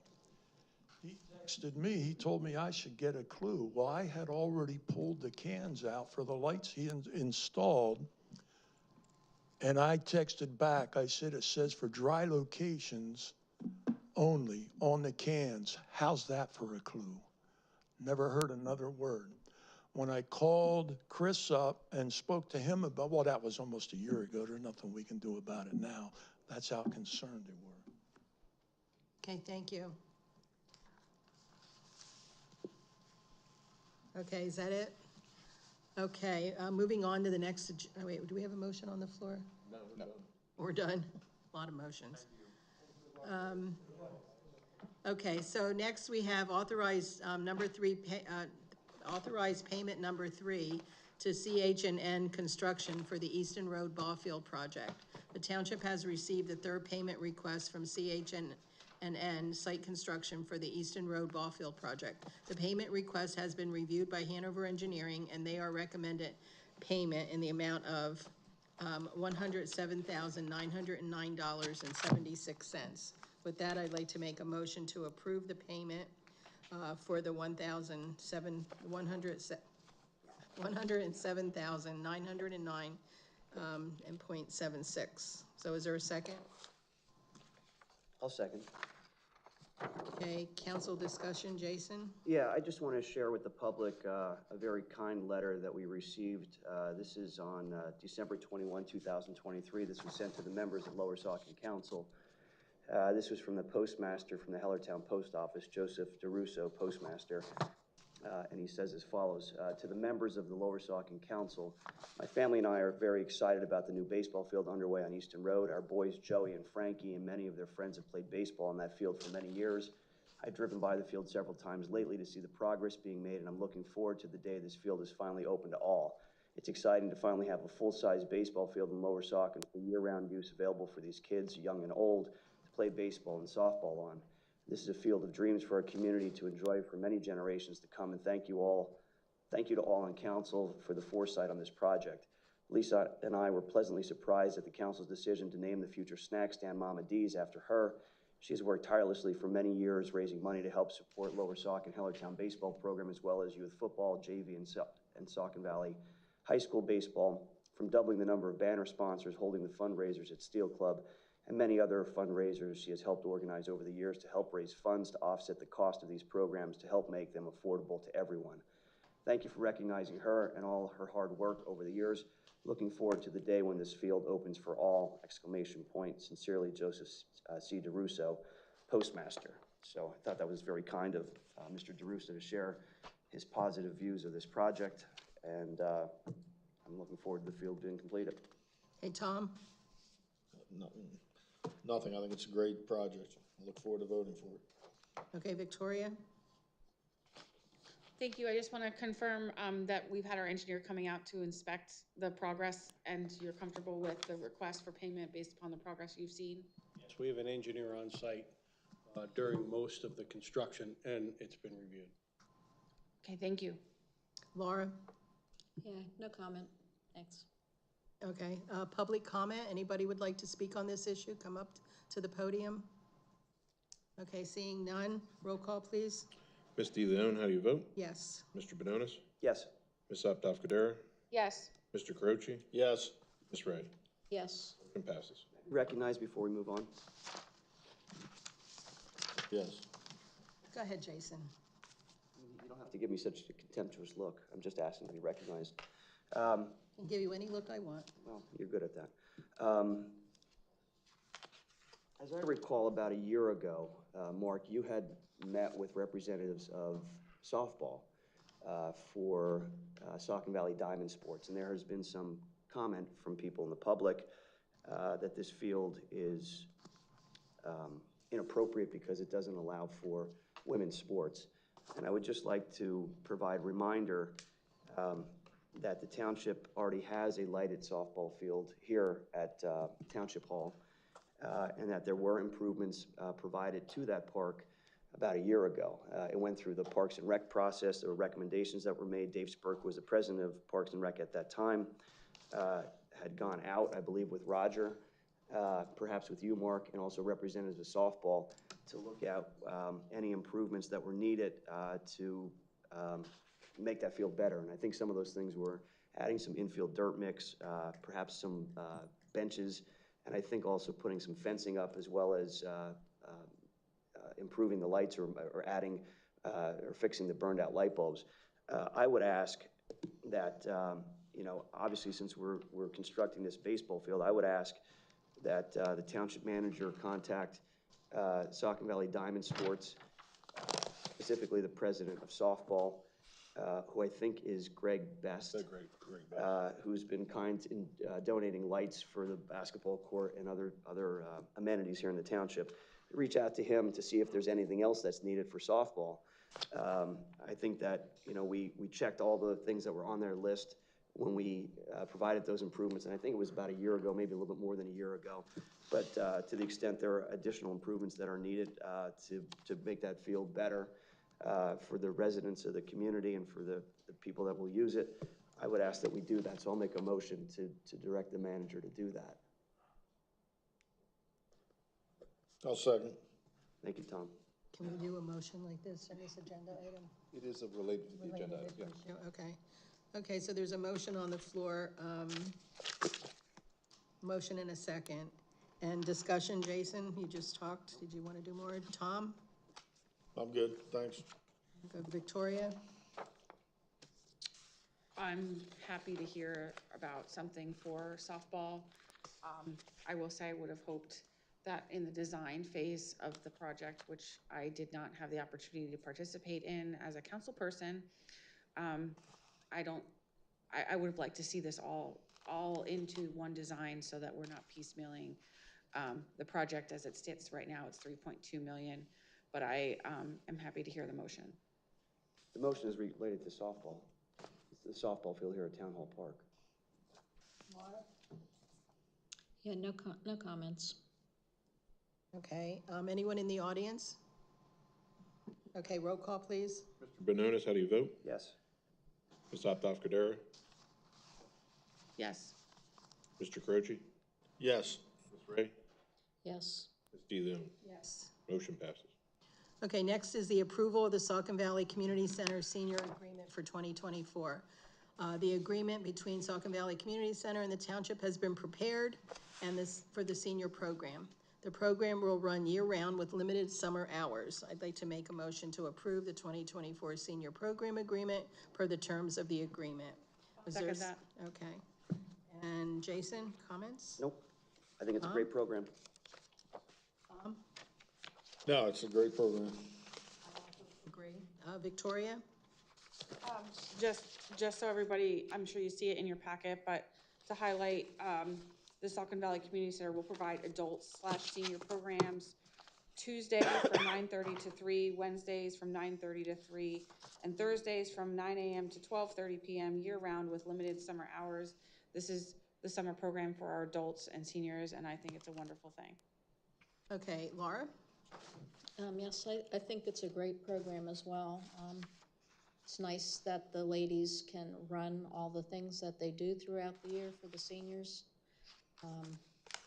So that's all. Yeah, she does a good job over there. Yeah. Public comment? Okay, roll call, please. Ms. Optoff-Cadera? Yes. Mr. Croce? Yes. Ms. Ray? Yes. Ms. DeLeon? Yes. Mr. Benonis? Yes. Motion passes. Okay, moving on, we have the approval of the special event application for Saucon Valley Youth Lacrosse Day. Council will review the event application, which would be held on Saturday, May 4th at Polk Valley Park. Would there be a motion? I'll make a motion. Okay, I'll second. And council discussion, Jason? No, I think it's great that youth lacrosse will be holding that event. Tom? No comment. I think it's a great program also. Victoria? I second or made the motion. I didn't remember, but I thank the lacrosse team for coming using our park for this particular event, and I look forward to it. And public comment? And can we have a roll call, please? Mr. Croce, how do you vote? Yes. Ms. Ray? Yes. Ms. DeLeon? Yes. Mr. Benonis? Yes. Ms. Optoff-Cadera? Yes. Motion passes. Okay, next we have discussion and possible action on township budget enacted in violation of Pennsylvania law, second-class township code. This agenda item was requested by Mr. Benonis. I'll turn it over to you, Jason. All right, thank you. the last council meeting, it was fairly late in the evening when we got to this, or maybe early in the morning. But I wanted to go over what took place at the last council meeting, specifically the approval of an proposed amended budget by Priscilla De Leon, Laura Ray, Victoria Optoff Cordero. Kathy had shared with me and commented during the meeting that the budget that was approved was inaccurate in that it reflected $1 million allocation for paving project at Cherrywood, which in fact was bid and came back at about $380,000. So the budget, the proposed budget was off by $620,000. And I had highlighted that multiple times during the meeting prior, that the budget was inaccurate. Those who on council knew that it was inaccurate, but yet they voted to approve that budget. In addition, I also pointed out that I thought that it was illegal for the township to raise taxes while it was sitting on $9 or $10 million in reserves, and that I felt that the appropriate reserve level should be 25% of the future year's expenses. And Kathy confirmed again that the amount that was being held in reserves was $9 or $10 million, and that 25% of those expenses would be roughly $2.7 million. So the majority of this council voted to approve a budget and to take more taxpayer money while they were already hoarding taxpayer money. And I highlighted during the meeting the various violations that took place. One was Section 3202 of the Second Class Code. Section 3202 annual budget says a township shall not prepare and advertise notice of a proposed budget when it is knowingly inaccurate. Again, a township shall not prepare and advertise notice of a proposed budget when it is knowingly inaccurate. So it's beyond challenge that this council knew that the budget was knowingly inaccurate. Again, it was off by $620,000. It's not, you know, a couple dollars. It's hundreds of thousands of dollars, more than $500,000 of taxpayer money. But yet, this council chose to proceed with that. Then, if we look at section 1508.1, the Second Class Township Code, it says, subpart B, the Board of Supervisors may annually make appropriations from the General Township Fund to the Operating Reserve Fund, but no appropriation shall be made to the Operating Reserve Fund if the effect of the appropriation would cause the fund to exceed 25% of the estimated revenues of the Township's General Fund in the current fiscal year. So again, there's a 25% threshold. So then we move on.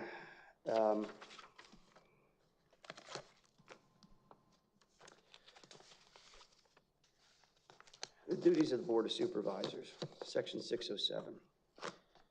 The members of this council are charged with the governance of the township and the execution of the legislative, executive, administrative powers in order to ensure sound fiscal management and to secure the health, safety, and welfare of the citizens of the township. That's under Part 1. Part 7, perform duties and exercise powers as may be imposed or conferred by law or the rules and regulations of any agency of the Commonwealth. So then we look at consequences of this. Section 3501, violation of act generally penalty. Any township supervisor, elected or appointed township official or employee, roadmaster or contractor or any other person, including any corporation officer or employee who violates any of the provisions of this act other than those for which specific penalties are provided or fails to carry out the provisions of this act, commits a summary offense. All fines collected for violation of this act shall be paid to the township treasurer and credited to the general township fund. So, we talked about this the last meeting. We made a motion to direct the police to investigate. That motion was voted down by Priscilla De Leon, Victoria Optoff Cordero, and Laura Ray, perhaps to cover up more malfeasance. I don't know. So my question is, Mark, have the police responded to you and provided you with any information concerning their investigation of what has been brought to the attention of the police. There was a police officer who was here at the last meeting, and I forget who it was. Bartholomew. Thanks, Tom. Officer Bartholomew. Has that, is there a police investigation underway, to the extent you can speak to it? And let's answer that question first.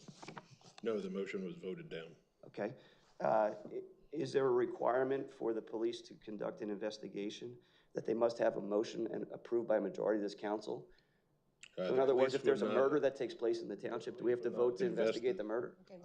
Pardon me, I don't think that's a fair question for the manager to answer. I mean, if it's a question for the police as to what they can and cannot do, putting the manager on the spot like this is not, that's not his purview. Well, you oversee the chief of police, right, Mark? Here's boss. Correct. You're his boss, right? Yes. Okay. Have you had any discussions with the chief of police as to whether or not that is going to be investigated? As I said, the motion was denied. I understand the motion was denied. I'm asking, And did you independently of any motion that was not approved by this council? He discussed it a little bit, and that's not a situation that the township police would investigate. That would be a attorney general or maybe the DA. How about the state police? Do we have to go to the state police because the Lower Saucon police won't investigate a summary offense that was clearly a violation of those various acts that I just talked about?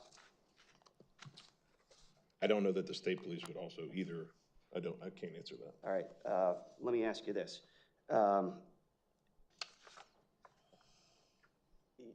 township has insurance, correct? Yes. Okay. You are the person who provides notice to the township's insurance carrier about potential claims against the township, correct? Correct. Have you placed the township insurance carrier on notice of potential claims resulting from the violations that I just spoke about, specifically passing a knowingly inaccurate budget, as well as enacting a budget that held in reserves greater than 25% of the projected expenses? No. Okay. I'm going to make a motion to direct the township manager to place the township insurance carrier on notice of potential claims related to the aforementioned violations. I'll second. There's a motion and there's a second on the floor. Can we have discussion? Jason, did you have anything else to add? I believe it's appropriate to put the township insurance carrier on notice. Okay. The reason why I believe it's appropriate is because if we fail to provide timely notice to the insurance carrier, that they could deny coverage for any potential claims that would be filed against the township. And as a result of that, the township taxpayers will be further burdened by having to pay any judgment or settlement that would arise from any claims or litigation related to those violations and claims as resulting from those violations. Okay, Tom? Yeah, I mean, I agree. There's certainly no harm in notifying the insurance company, none whatsoever. And it could be very beneficial to taxpayers to notify them in a timely manner. Okay, Victoria? Thank you. I just want to confirm with the solicitor, this isn't something, we don't have any current litigation that's before us. Anybody, anything that we've received, Mark? Anybody file anything? No. Okay. We said it last time, we'll say it again. This is just a waste of all of your time, and I'm really sorry. I'm inclined to vote no. Okay, Laura? Well, I don't have any particular comment regarding notifying an insurance carrier for whatever potential claims. I had other comments, not on that motion. Okay, I'd like to open up for public comment. Anyone in the audience like to speak to this issue or motion? Sorry. Andrea Witchen. We have a very highly paid director of finance. Has she admitted that she put forth a budget that was not correct? I haven't heard her say that. I don't recall Did that. she not prepare the budget? that was advertised and was voted for by the council? Was that not her responsibility as her job? Did she not do her job properly? I kind of doubt that. I'd also be interested to know where exactly Mr. Bononis's credentials come from regarding corporate financial stewardship. I have been a chief financial officer. I'd match mine against his any day. This is baloney, and it's a waste of our money.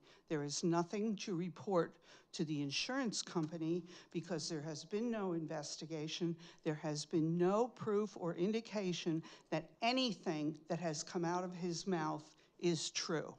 And unless you're about to claim that Mrs. Gorman didn't do her job or did it incorrectly, I would suggest that you drop it now. Thank you. You're out of order, you can't be doing that. Okay, next.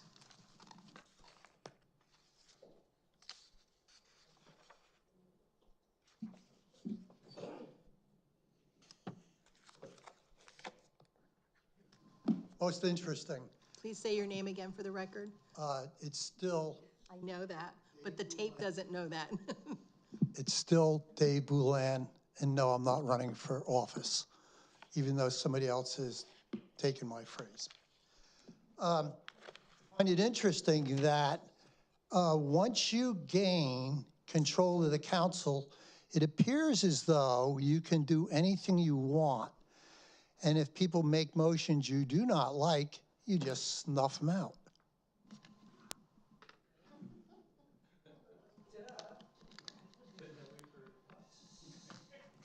Whether it's right or wrong. Okay, thank you. Mark? Please state your name for the record. Mark Ozimek, I'm back again. Speaking to the comments that we just heard. Oh God, help us.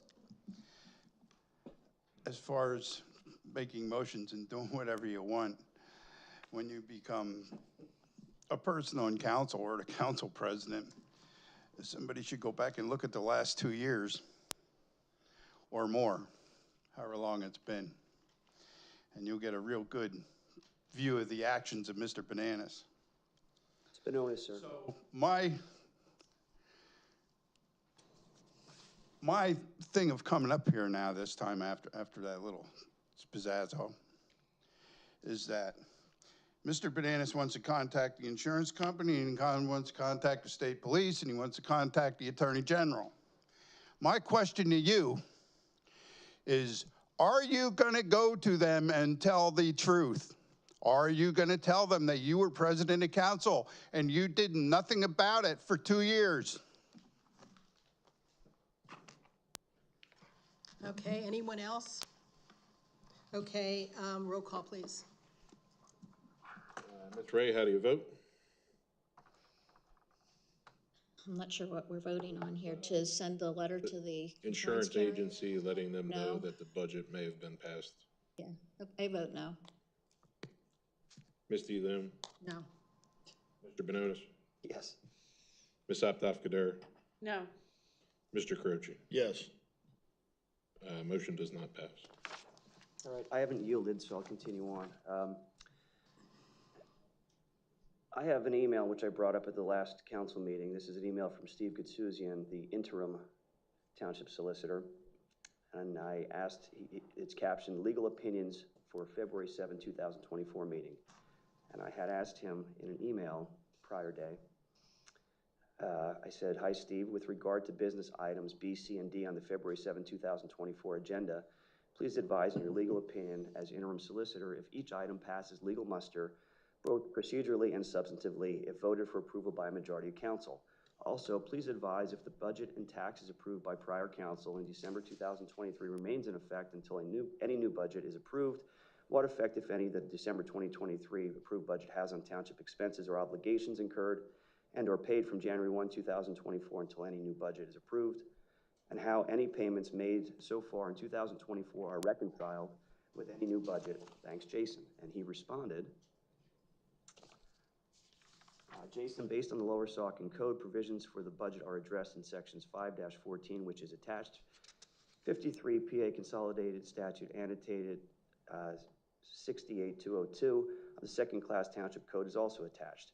The provisions of both are somewhat similar. I have not reviewed the budget documents or the process in detail.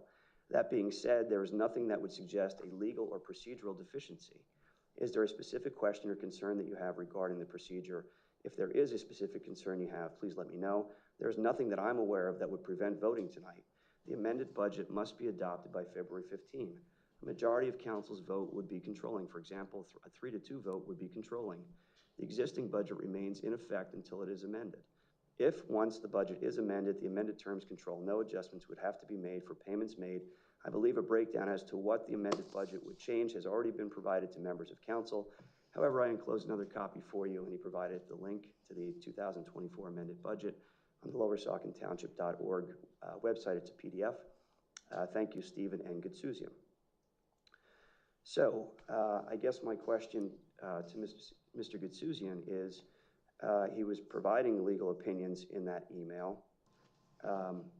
Has he placed his legal malpractice carrier on notice of potential claims arising from the items that I just discussed, specifically the lack of opinion that this council was passing a knowingly inaccurate budget, and also that this council was passing a budget in violation of the Second Class Code that permits reserves of only 25% of the subsequent year's expenses?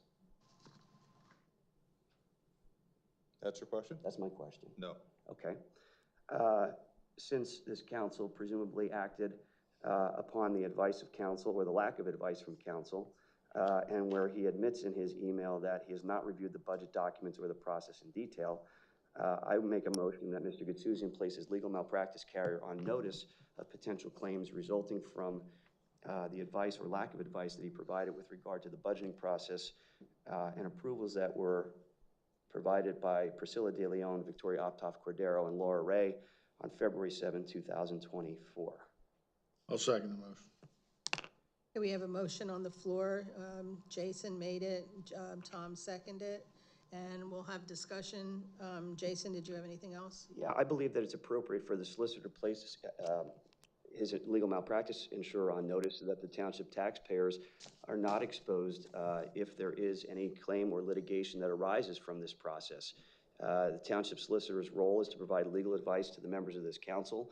Township solicitor's role is to try to keep the township out of legal peril and litigation and claims and to protect the taxpayers and their dollars. And I believe that that did not take place here. So therefore, I believe it's appropriate for Mr. Gutsuzian, even though I know the majority of council has already refused to place the insurance carrier for the township on notice of the potential claims, thereby potentially subjecting the township residents to needless exposure. It doesn't cost anything to place the carrier on notice, to have them investigate to determine whether or not they're going to provide coverage and whether or not there's a basis to defend those claims. There's no cost in that whatsoever, but I guess egos are more important than the township taxpayer dollars. Tom? Yeah, from what I've seen so far from our insurance solicitor, that I think he should put his malpractice insurance on notice, from what I've seen the past few meetings. Okay, I disagree. Victoria? Again, I apologize to the residents for having to sit through this. I'm inclined to vote no. Laura? Yes, I don't think we need to be directing the solicitor whether he needs to contact his insurance carrier or not. That would be his decision, so. Okay, now I'd like to open it up to the audience. Public comment, please. Any?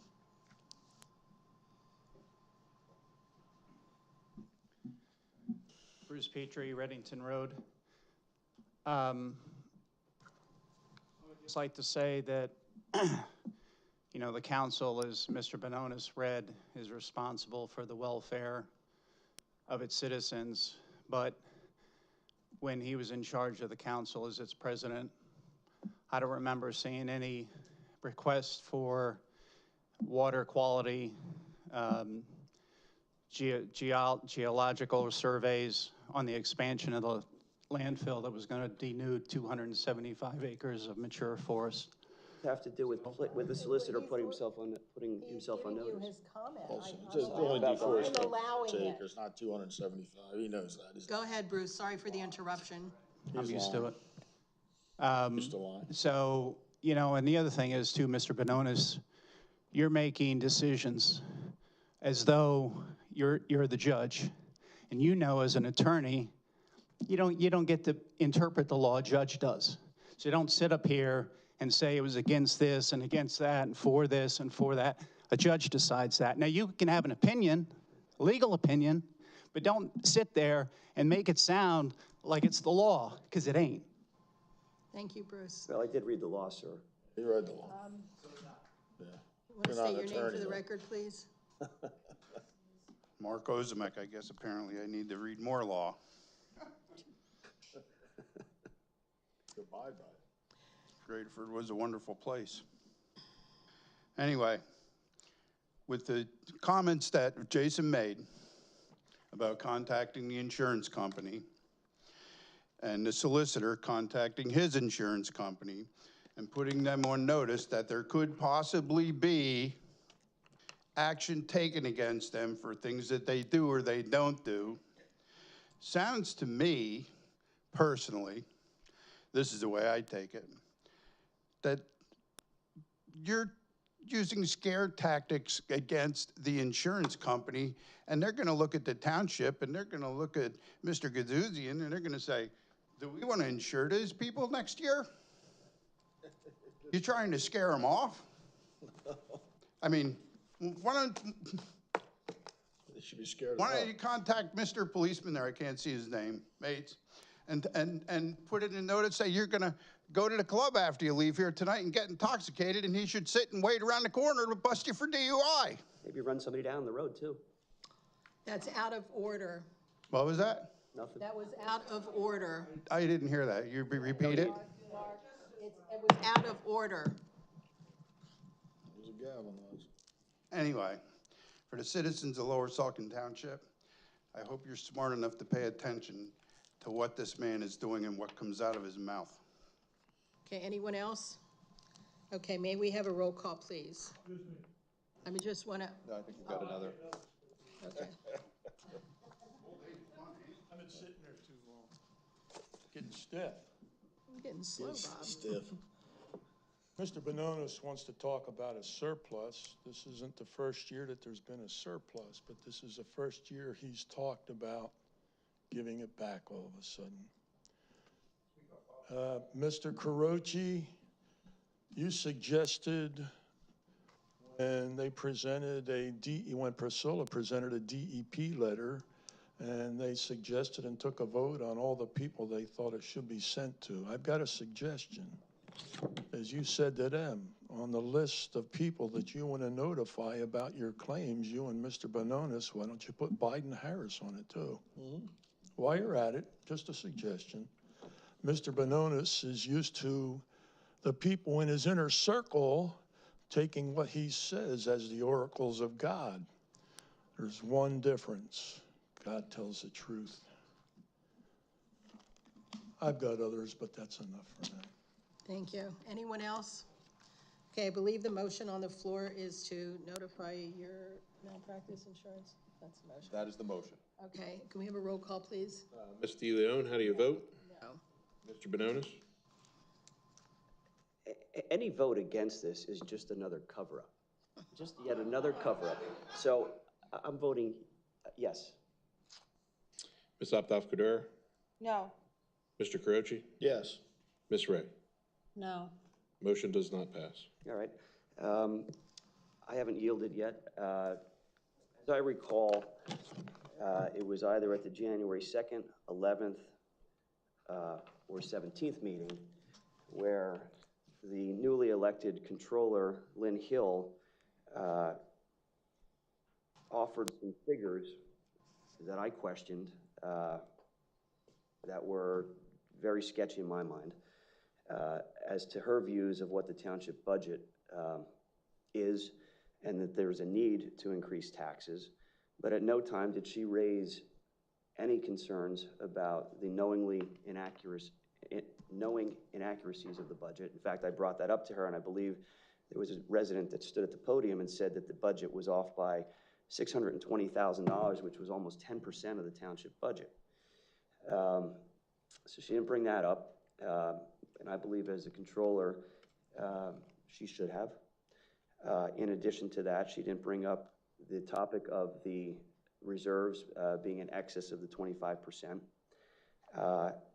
I don't know if she has insurance for her controller duties, but I would ask that if she does, that she place the insurer for her controller responsibilities, any E&O carrier or any other carrier that would provide coverage for her duties as the controller, to immediately place that carrier on notice of the potential claims from the township, potential claims against the township for the knowingly inaccurate budget, as well as the reserves in excess of 25%. Well, is that a motion? That's a motion. I'll second. Is she bonded? Is her controller bonded? So she is bonded? Yes. All right, so there we go. All right, that's good. That's a plus. And again, my reason for this is to, again, to protect the township residents and taxpayers from litigation, so that there's coverage there, so they don't have to pay for this nonsense out of pocket. Okay, Tom? Well, I agree, exactly. Okay. Protect the township. Okay, my opinion is I do not agree. Victoria? Why don't you agree? I'm really sorry for everybody. No, we're not doing that. I'm really sorry for everybody to hear all these motions. I hope that we can get through the rest of the agenda. I'm inclined to vote no. Laura? The solicitor doesn't run the agenda, so don't let him say you can't. Yes. You're out of order. Laura? And as with the other proposals, So if you want to speak, Jason, feel free. We can't hear Laura if you're having speaking. everybody's I've asked you. insurance carrier put on notice. Laura, speak a little louder, please. As with the other proposals, I don't see a need to be placing insurance carriers on notice for any reason. Okay. Jason, if you want to speak again, you should be allowed. There is no rule that says a council member can only speak once. However, it's not in the policy and the procedures. However, there is a rule that allows the township, the president of council to control the meeting. Yeah, that's right. You That's have an right. He can opportunity, speak. and He's an elected official that can speak. Out of He's an order, elected official Tom. that can speak. No, you keep saying that like it means Listen, something. I'm talking to the president. And the of council. I'm president not has even the talking to you. opportunity, everyone on council has an opportunity to be heard. That's right. Everyone has been heard. And they can even hear more than once. That is only that is a subjective and incorrect interpretation. It doesn't say anywhere that we can't be heard more than once. Correct, exactly. It So it allows doesn't the say anywhere president to more. control how the meeting goes. It doesn't. I didn't vote Now for we those can open up to the procedures. public if you I didn't choose vote to. for those procedures, and I didn't agree for those procedures when I took the oath of office. You are out of order. I didn't agree to those procedures when I took the oath of office. It's my prerogative. It's not your And my prerogative. prerogative Go ahead is and speak, to Jason. call Jason, and if you wanna open the speak, just meeting speak. to public comment. You wanna speak, So Jason, anybody out there would like to Don't let a speak, gavel Nazi talk you down. call me whatever you want, okay? Petrie, Reddington Road, I think the council should adopt a rule that says members get one turn only. comment, and that's it. This is ridiculous. This is hear ya. ridiculous. Yeah, it is. Next agenda item. Vladimir De Leon over there wants to keep people's comments to a minimum. Tom, you're out of order again. All right. Mark? Vladimir De Leon. Mark? Thank you, Bruce. Mark Ozmek, I'm back again. Mr. Bononis wants to state about notifying an insurance company and is Lynn bonded, so it doesn't cost the taxpayers any money. Well, Mr. Bononis, how much money did you cost the taxpayers with frivolous lawsuits against the library? None. Really? The taxpayers ain't hanging on the bill for that? Not at all came out of your pocket? There's nothing frivolous about them. Yeah. It's fraud. Stay tuned for that dollar amount. So fraud cover up. We don't know if it's fraud. We don't know if there's a cover-up. And we may not ever find out. Never know now. Their solicitor's gonna cover it up. You're a fraud. Hold on. If you How have a about a comment, sir, gavel make for a the comment. personal attack? Are you gonna do that? Are you gonna follow the rules, or you're just gonna selectively? Hey, here's, I'm gonna, and I got the floor, shut up! Are you gonna selectively apply the rules? wow, come on, guys. I was going to, but you interrupted me, okay? I didn't interrupt you. You sat there with Oh a dumb my look on your face. You were God. dumbfounded by what you saw in front of you. All right, let's rewind. We're continuing to call people's names, okay? Mark, please, you cannot say stuff like that. I've asked you before, and I can't keep asking you. You can't say stuff like that. But it's not a lie. I don't care. You cannot come to this podium in this council room and disobey the rules, okay? Please. Okay? Okay, I'm asking. I need lawyer lessons on how to rephrase that. Because some people go to other people and just blatantly lie and get them charged with crimes they didn't commit. Okay, anyone else? Okay, so we've had public comment, and I guess we need a roll call, please. Mr. Benonis, how do you vote? So we just saw Mr. Gutsuzian serving the role of attack dog for Priscilla. That was interesting. But what we didn't hear is any explanation for their actions in taking those votes. And we haven't heard any explanation from them as to why they wouldn't put on notice the township's insurance carrier, direct the solicitor to put his insurance carrier on notice, or the controller to put her insurance carrier or bonding agency on notice. And where's so that written? I'm going to vote yes. And Ms. Optoff-Gadera, No. Mr. Carochi? I agree with Jason that our solicitor is just This is for the controller, Tom. Priscilla's tool, and I vote yes. Ms. Ray? No. Ms. DeLeon? No. Motion does not pass. Are you finished with this agenda item?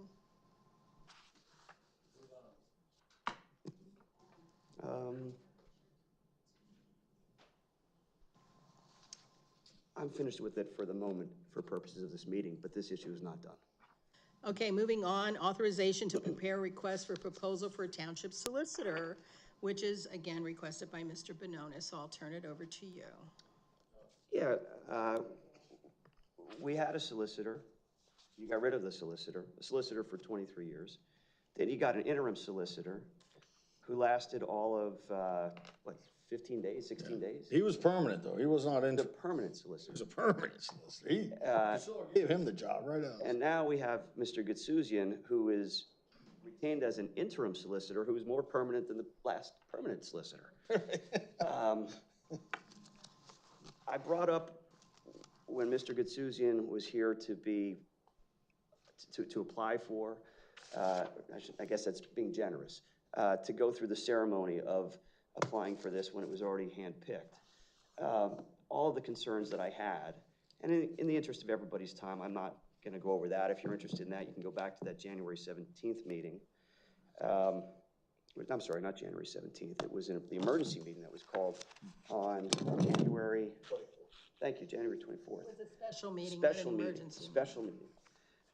Straight. So since then, there has been no effort to remove that interim tag.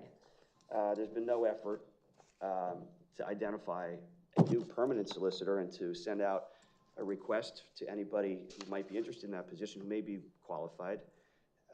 We've already seen tonight in executive session, Mr. Gutsuzian has undertaken actions unilaterally or perhaps at the direction of one or some, but not a majority of council. We've seen that this council has engaged in violations of the Sunshine Law by talking about topics in executive session that were not appropriate. We know from the email that I read earlier that Mr. Gutsuzian has provided us with bad legal advice with regard to the budget and the knowing inaccuracy of the budget, as well as the retaining greater than 25% of the reserves. I believe it's time to move on and to identify a permanent solicitor that can properly and adequately represent the township's interests. You know, I've talked about this before. Mr. Gutsuzian, while he's perhaps a fine attorney in the matters that he deals with, he's a solicitor for boroughs, not townships. you know, the borough code's much different than second-class township code. He also has a conflict here with regard to his representation in the borough of Hellertown. We talked about the conflict of interest. You know, he has some familial bias, I believe, that we talked about previously. And he's now been tasked to undertake steps on behalf of the township that I believe place him even more deeply in a conflict of interest.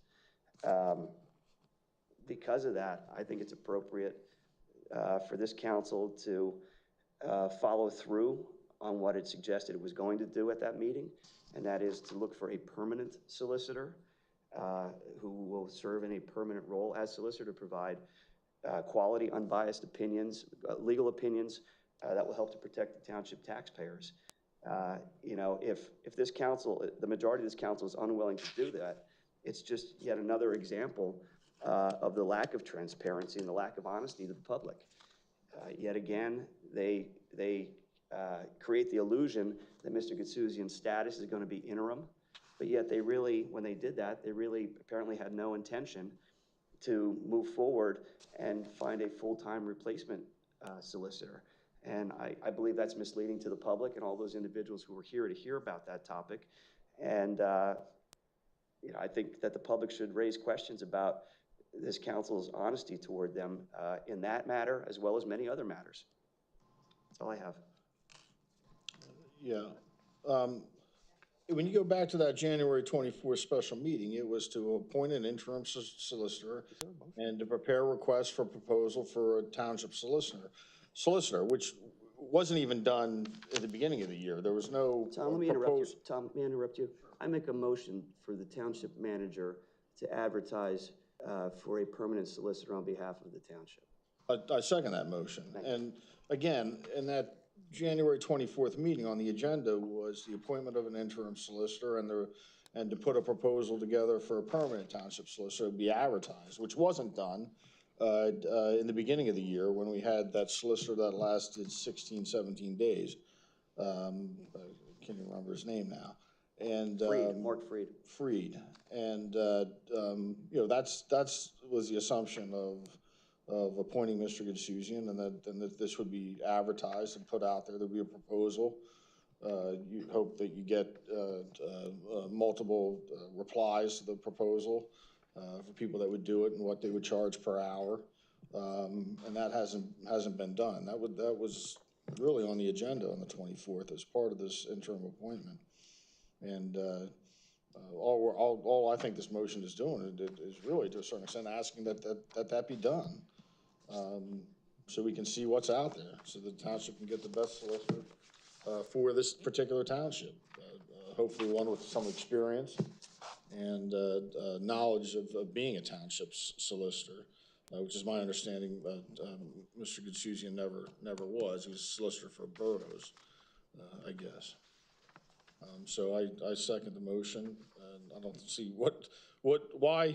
I would ask for anybody that's thinking about voting no, what are you so afraid of? If you know, Mr. Gitsouzian applies, I'll put in with the other candidates, and if he's the best candidate, I assume he would be appointed. But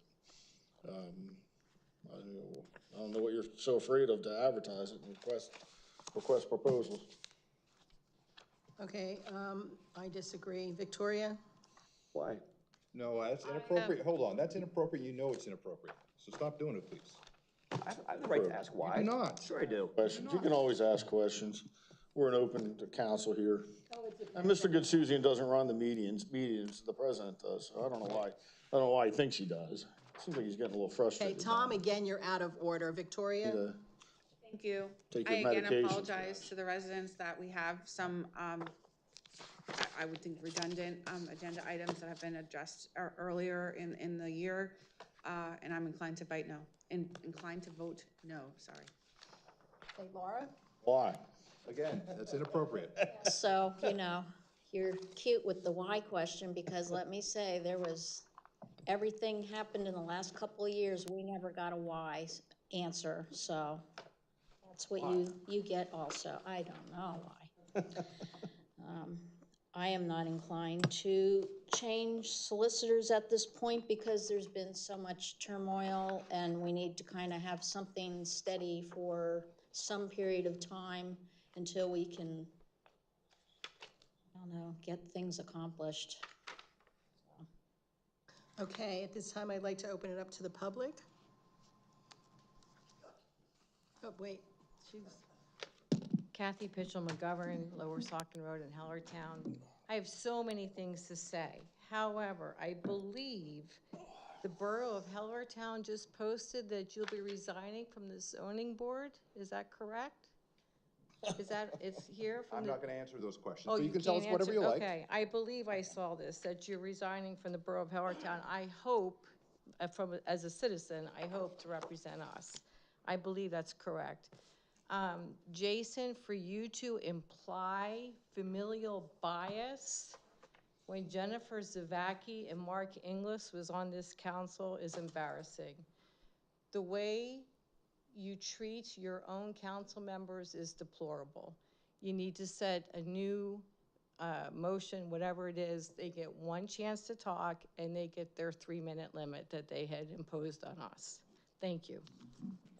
Like something happens in Russia. anybody else? Russia, you get one opportunity to talk.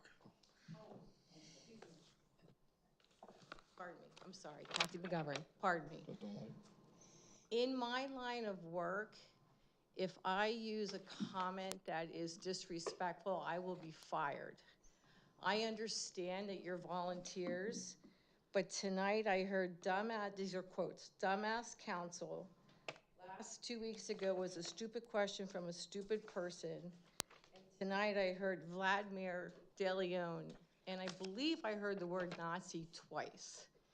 To me, that person should be removed from this council. It's a dumbfounded look, ma'am. Okay, Bob? Bob Blasco, Lower Saucon Township resident. I know that we're not supposed to ask questions, but I can't help thinking to myself as I sit there that Mr. Gazosian knows the law and knows it very well. I'm sure that he is familiar with this Rule 1.7 conflict of interest that Mr. Bononis brought up earlier, but again, as usual, Mr. Bononis was cherry picking, something he often accuses others of doing, yet he refused to read the whole thing.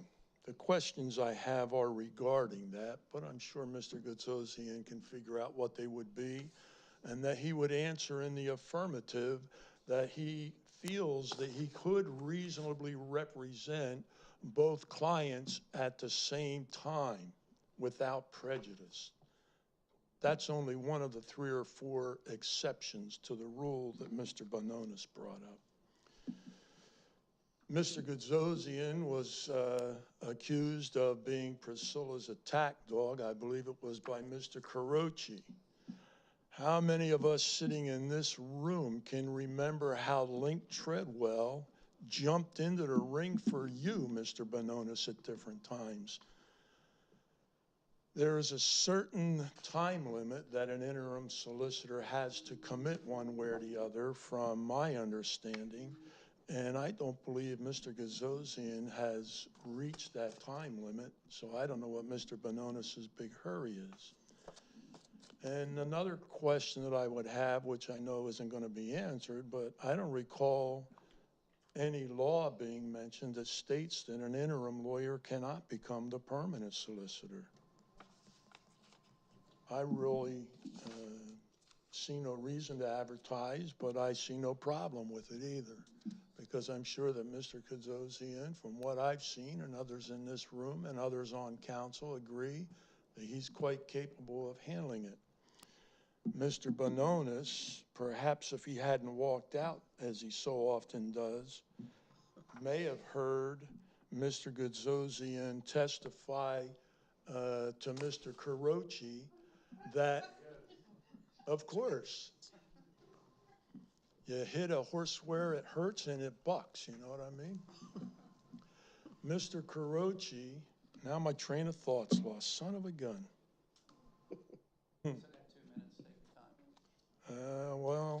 I've got enough other notes here to go over. Priscilla, I know you're not supposed to answer, we're not supposed to be going back and forth. I don't recall council or any motions. The council should notify insurers in the past when lawsuits were involved, how, et cetera, et cetera. One of the meetings recently, Mr. Carochi in one breath was interrupting Priscilla as he was all this evening. And in the next breath, when she said, well, Tom, you know, you're supposed to be obeying, and the next breath he says, well, I thought I was. You knew you weren't, Tom. You knew you weren't. I mean, what'd you say? Priscilla said that you were speaking above others, you were speaking out of turn, and that you were interrupting. Right.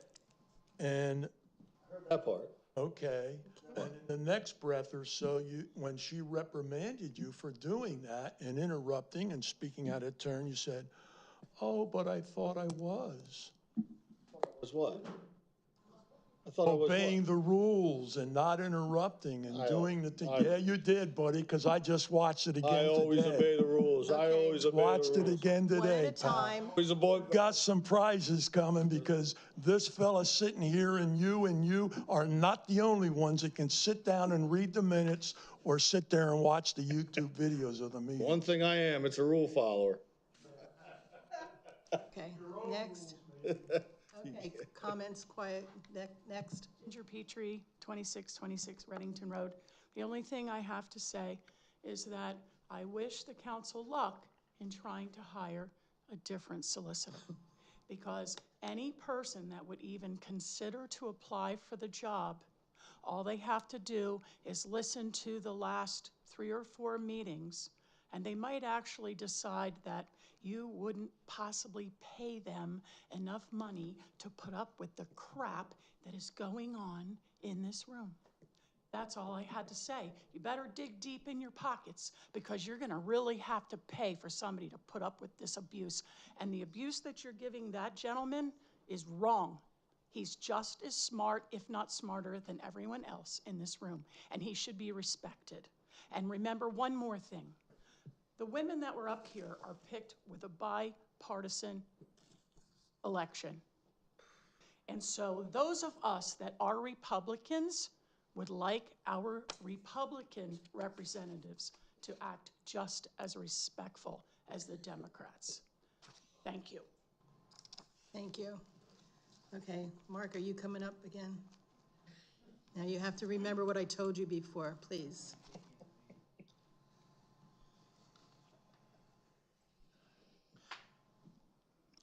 I did say I would try, I would do my best. But Mark Ozmek, referring to the last, I understand.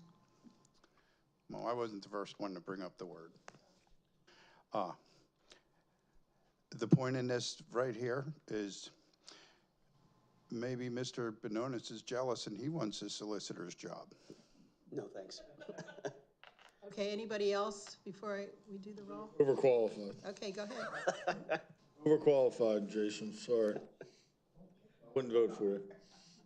I wouldn't vote for Jason. Overqualified. Yeah, I would say that anybody that sits in that solicitor's chair should be 100%, should not be failing. And when it comes time to making judgments on are you in conflict or not, I really have to laugh at some of the things that were said here tonight. I won't say anybody was stupid or whatever not, but clearly I think if it's not direct conflict, it clearly is the appearance of a conflict, and that's just as bad. And you can read that in the PA statutes. And if solicitors, if you want, I will be more than happy to point that out to you, okay? Now, let's just say this for a second. I know of 2 people on this council that are not paid, okay? They give their expertise and time free. They don't get paid, all right? The other ones have made either large sums off the town of Lower Saucon or the township of Lower Saucon, or are attorneys and really should know better, But they sit there and they somehow, all of that gets pushed away when it gets time to make a legal decision. Their knowledge or lack thereof just gets pushed away. And that's what I was referring to earlier, if the council doesn't understand what I'm saying. And I'll speak about that because Mr. Leone has been good enough as the chair, president, to give me time at the end to speak. And I will be the last one to speak. I don't care if it's 5 in the morning. All right. Now, the other thing. Okay, Something to say. okay, audience members, please, No, please. you need to control them. And I'm really tired of somebody over here giving me the finger all the time. You know, really. See that? I did not see that. Well, I'll show it to you on the video. What a finger looks like. Oh, yeah. Well, then I should maybe, I won't go there. I won't degrade myself. Anyhow, you just stole a few more of my minutes. I know it's typical. More. I'm oh, sorry. no, I want to be heard. I don't want to be disrespected. And I would like the president of this organization and the solicitor, I notice how he jumps in every now and then to quiet the public down. Well, maybe it's only my side of the house that it quiets down. Maybe it's only your side. And if you don't want transparency, you keep doing what you're doing. Okay.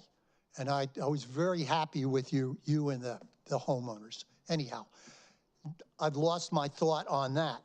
What I will say, though, is that we all need to be a little bit more civil, and I certainly am not the epitome of it, but I do try hard. I don't sit there and laugh at people and give them the bird and whatever. So let's you, the chair, put the hammer down on that instead of everybody else. I enjoy hearing what each of the council members say. I would love to hear what the vice president has to say, but she's very quiet. That's okay. You vote. And I'd also like to hear about the other attorney that sits on the board here. I'd like to hear her thoughts and opinions. And I did notice that she recused herself when her sister was marginally involved. And I'll talk about that at the end. Thank you very much. Okay, thank you. Thank you. All right, anyone else before we call for the roll I call? received some emails from the public that I'd like to read in. One is from Oscar Gray, Township Attorney, Conflict of Interest. I believe Mr. Bononis is 100% correct about conflict of interest, particularly since we have ongoing legal battles with Hellertown. It doesn't matter if it's zoning board. It is Hellertown. Hellertown pays him. Hellertown influences him. That's the point. This is not good. This is corruption. There's another one from Mr. Gray. It's egregious to drop the Hellertown Library common pleas RTK, right to know case. Hellertown Library is absolutely 100% guilty of fraud. I know this firsthand for a fact, so you are allowing fraud. And then there's one from Gina DeSantis, captioned council meeting. Mr. Bononis is 100% right about the library. How? There's no reason for them to not provide records as they were told to do by the Office of Open Records. They're hiding things, it is clear. And we have another one from Gina DeSantis, Hal committing fraud. The proof that they did commit fraud is they stopped providing those discounts to Friends members once it was brought to their attention. Fraud to the book vendors by buying books for Friends members under the pretext of being for a public library, huge library rate discount, and fraud to the state tax collector. They stopped providing this Friends members benefit once someone made a public records request about it, and that is why it is important that the common pleas right to know law case continue. Don't let them get away with fraud. Does this have anything to do with the right to know, with RFP? Because Mr. Gutsuzian provided us with legal advice on these issues. I disagree. Don't let them get away I with disagree. fraud. Don't let Let's do a anyone get roll away call, with. please. Well, there's Priscilla going. shutting down a resident from being. Gavel. Gavel the resident who isn't even here. I agree with that too, and it made the point that his wife was on the library board when that was going on, and now they want to settle. They want it to all go away. They want to put it all, to cover it all up, Was that email received this evening, or was that from before? It's to everybody. You received it too. Today, now? Yes. Tonight, what time? Fine.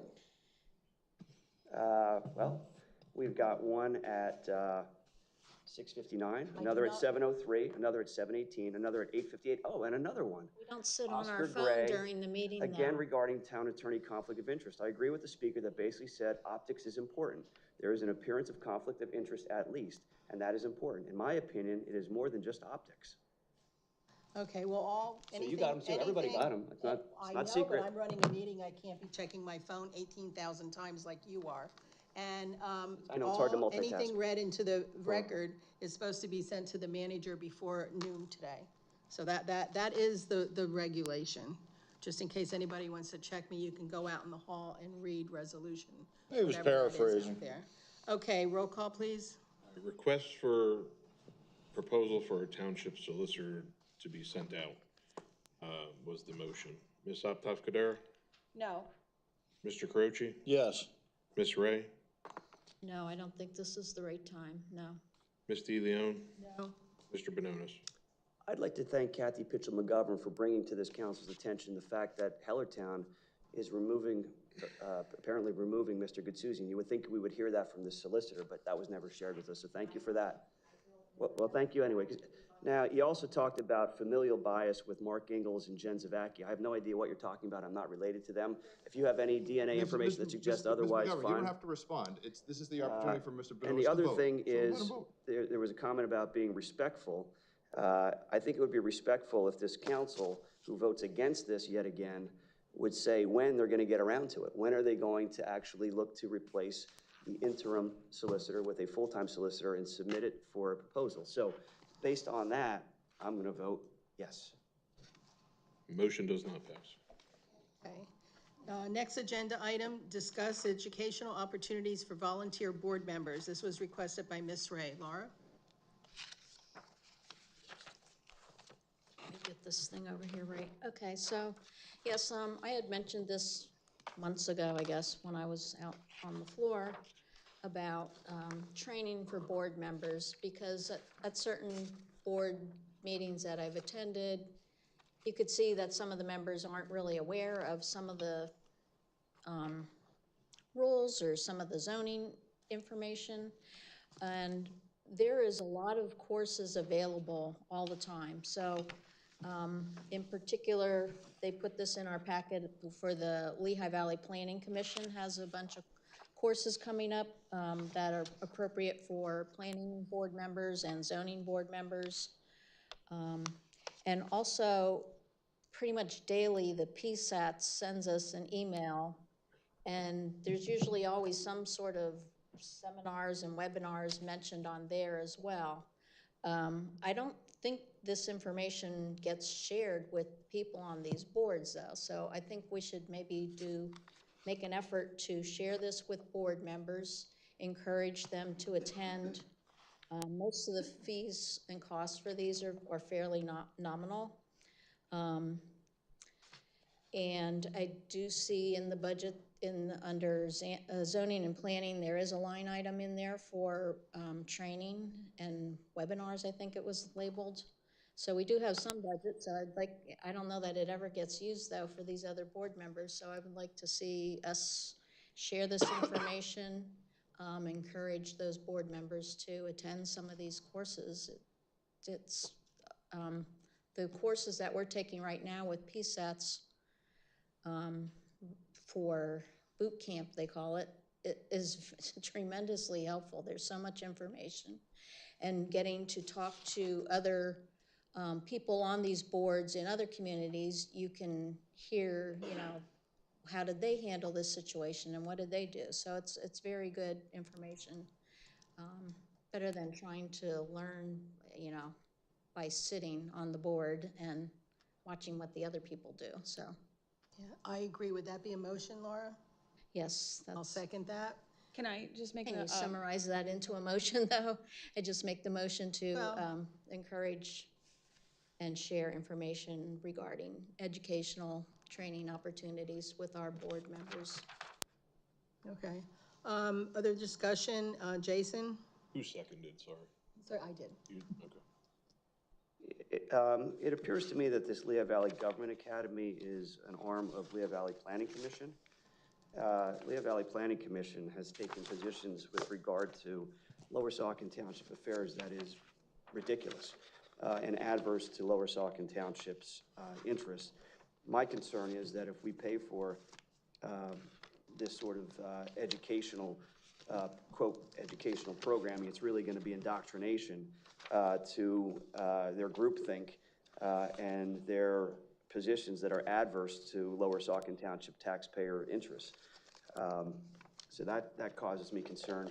I'd rather see, you know, if we're going to be paying for something like this, I'd rather see our township insurer, the township interim solicitors, malpractice carrier, the township controllers insurer put on notice so that we have money to pay for these things and we're not paying for these things out of pocket. So that's my position on this. Okay, Tom? Yeah, I mean, I don't know, some of these board appointees, you know, if they don't have a lot of experience or background in the matter, I guess why were they appointed? Politics. Like, right, I mean, it's obviously politics. I mean, when we were in the majority, we appointed people, they had a background. We appointed a guy named Doug Woosnam to our planning commission. He was an energy consultant, could help us really with what the landfill was doing with the methane and burning it off and putting it into a thing. He had an education, a background. He was removed. Some of these other panelists, I don't understand why, you know, we have a new council now. All of a sudden, there's a brain drain on all these committees, and we got to, you know, we got to get them educated because they didn't know, I guess, what they were getting into, or they didn't know, they didn't bring any expertise to the committee. I don't understand that. I mean, where are the resumes that these people who were appointed? You know, do the resumes show they have any interest, or is it just politics? Or any knowledge, or is it just politics? I'd like to see the resumes of some of these people that were appointed on January 2nd to some of these committees. And now why we have to educate them. We have to pay to educate them. Okay, my turn. In the packet on the January 2nd meeting, if you go back to the board docs, you will see all the people that applied and with their letters of resumes and interests were lied. And so it wasn't just a willy-nilly picking. So I also would like to say that I attended a boot camp last Saturday, and I've been on council for, you know, I don't want to say how many years, but a long time, and I always walk away with something new that I learned that I didn't know before. And we were appointing residents to committees that have no clue what a municipal's planning code is, what our own administrative code is, and there's just a lot of regulations out there that they need to be updated on to be a better board member. And I'd like to support that, so. And I guess Victoria? Just to be clear, is the motion to encourage attendance, to notify attendance, and to also cover the expense of their attendance? It's all three, is that what the motion is? Laura, do you want to amend your motion to include the cost? We didn't do that. Yeah, well, I did mention there is a budgeted line item for training, so, I mean, I'll amend my not that I second. need to make a motion to cover that, because we have that. How much is that? Maybe it was, do you know, Kathy? Kathy, 2,000, something like that. Line item in the budget, not the course. Line item in the budget. Yeah, these individual courses are, you know, $100, or the webinar from PSATs that I saw was $35. So, I mean, they're not. What's that? 1,200 was, Kathy says the budgeted amount is 1,200. Okay, are you finished, Victoria? Sorry, no, I think it is a wonderful thing, so everybody understands. It looks like some of them are 3-day courses. Some cover zoning administration. One covers subdivision and land development. So our zoning hearing board, our planning commission, all of those people, and which include both new members and members that have been on for years, that have been appointed by prior councils. I think it's important not only to understand their role in the governmental process, but also to be updated as laws change almost daily and information changes. And hopefully that will serve our township in a great way, and I hope that they will be able to attend. Okay, thank you. Laura, did you want to have anything to add before I open it up to the floor? You only get one go around. Yeah, I guess you get, So that made- I get to say. No. You go back in the record, and whoever made the motion, I went back and asked you for other comments.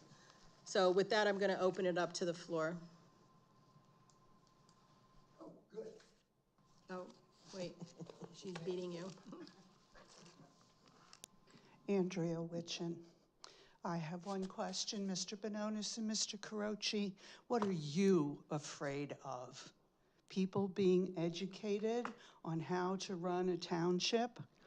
I've sat here through 2 meetings and listened to residents who have asked a very simple question.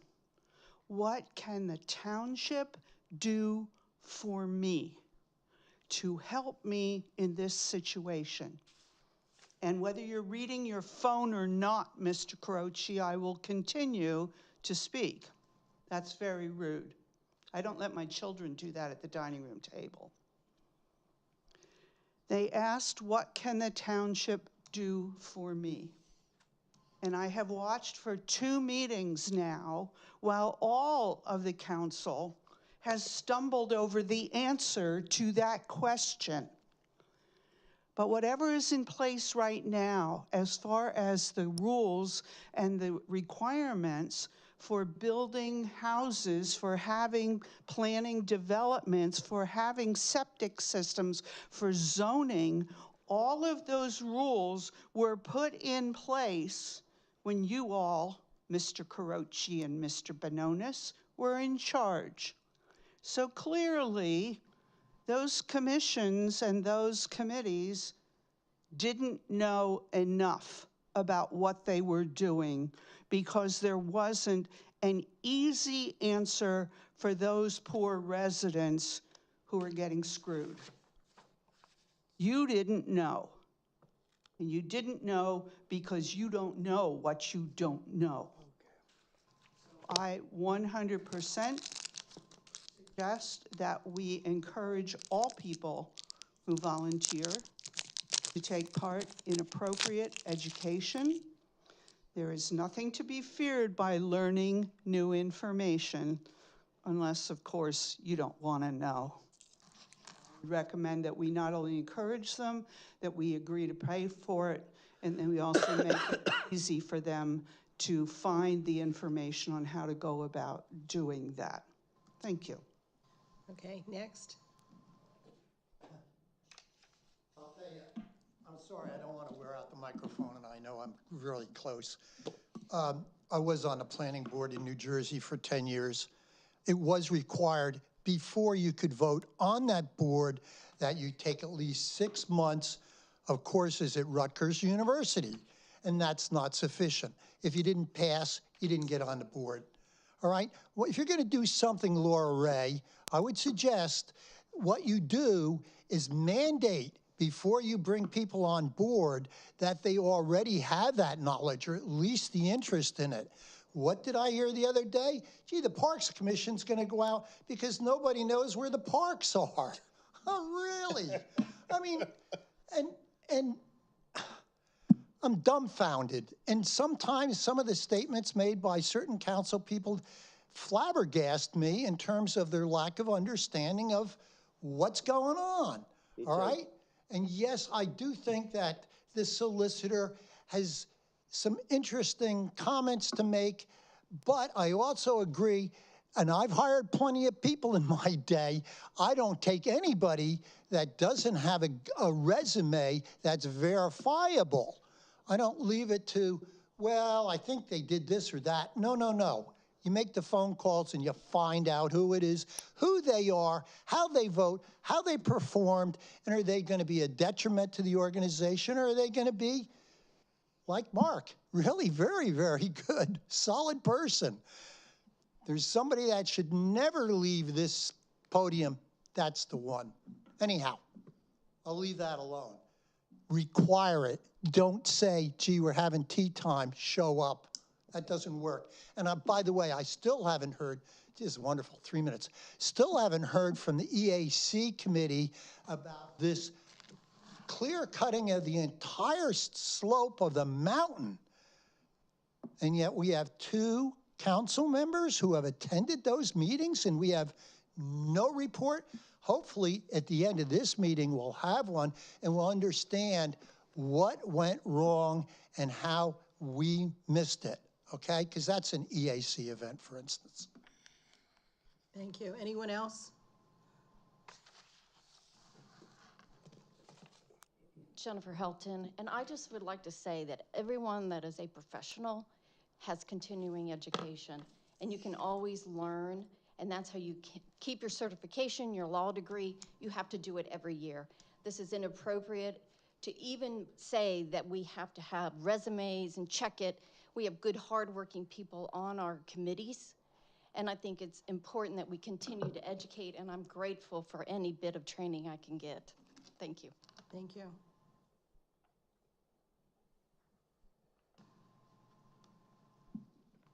Alaska, Lower Saucon Township, Mr. Carochi, you said you had a fellow that was doing so great that you guys appointed concerning odor control and working with the landfill. He did such a great job that the DEP was having to respond to odor complaints constantly. It's also been reported that one of the meetings that you chaired or oversaw or went to, when things were presented, the people that you two had appointed knew so little about it that you had to lead them and coach them, explain things all the way through. That's the great knowledge they had already when they went into the positions. And as far as the cutting goes, that's already been checked into, and that's regulated by the Pennsylvania state, not EAC. Excuse me, the Pennsylvania Commonwealth is actually more correct. Okay, thank you. Are you on your way back? Come on. Okay. All right, we have a motion on the floor. What was the motion on the floor? Oh, for Laura's. For board members. Right. Mr. Croce, how do you vote? For the $1,200 is budgeted, yes, if it goes over that, I'd like to know about it. Ms. Ray? Yes. Yes. Ms. DeLeon? Yes. Mr. Bononis? You know, the township is blessed to have some highly competent people, but yet this council has not availed itself of those people with a skill set that matches the township's needs, and that's really a disservice to the township. To respond to Ms. Witchin, you said there are people here asking what the township can do for me. How about ask not what the township can do for me? What can you do for the township? I'm gonna vote no, because I think that this council has made a travesty of the committees and the people that they've put on there that do not have the competency and qualifications, even the baseline competency and qualifications that this training or indoctrination will allow them to get up to speed. Ms. Hoptoff-Gadara? I vote yes. Motion passes. Okay, thank you. Moving on, then we have the approval of the January 17th, 2024 council minutes. Motion to approve. Okay, Jason. Is there a second? I'll second. We don't do public comment for, do we do public comment for minutes?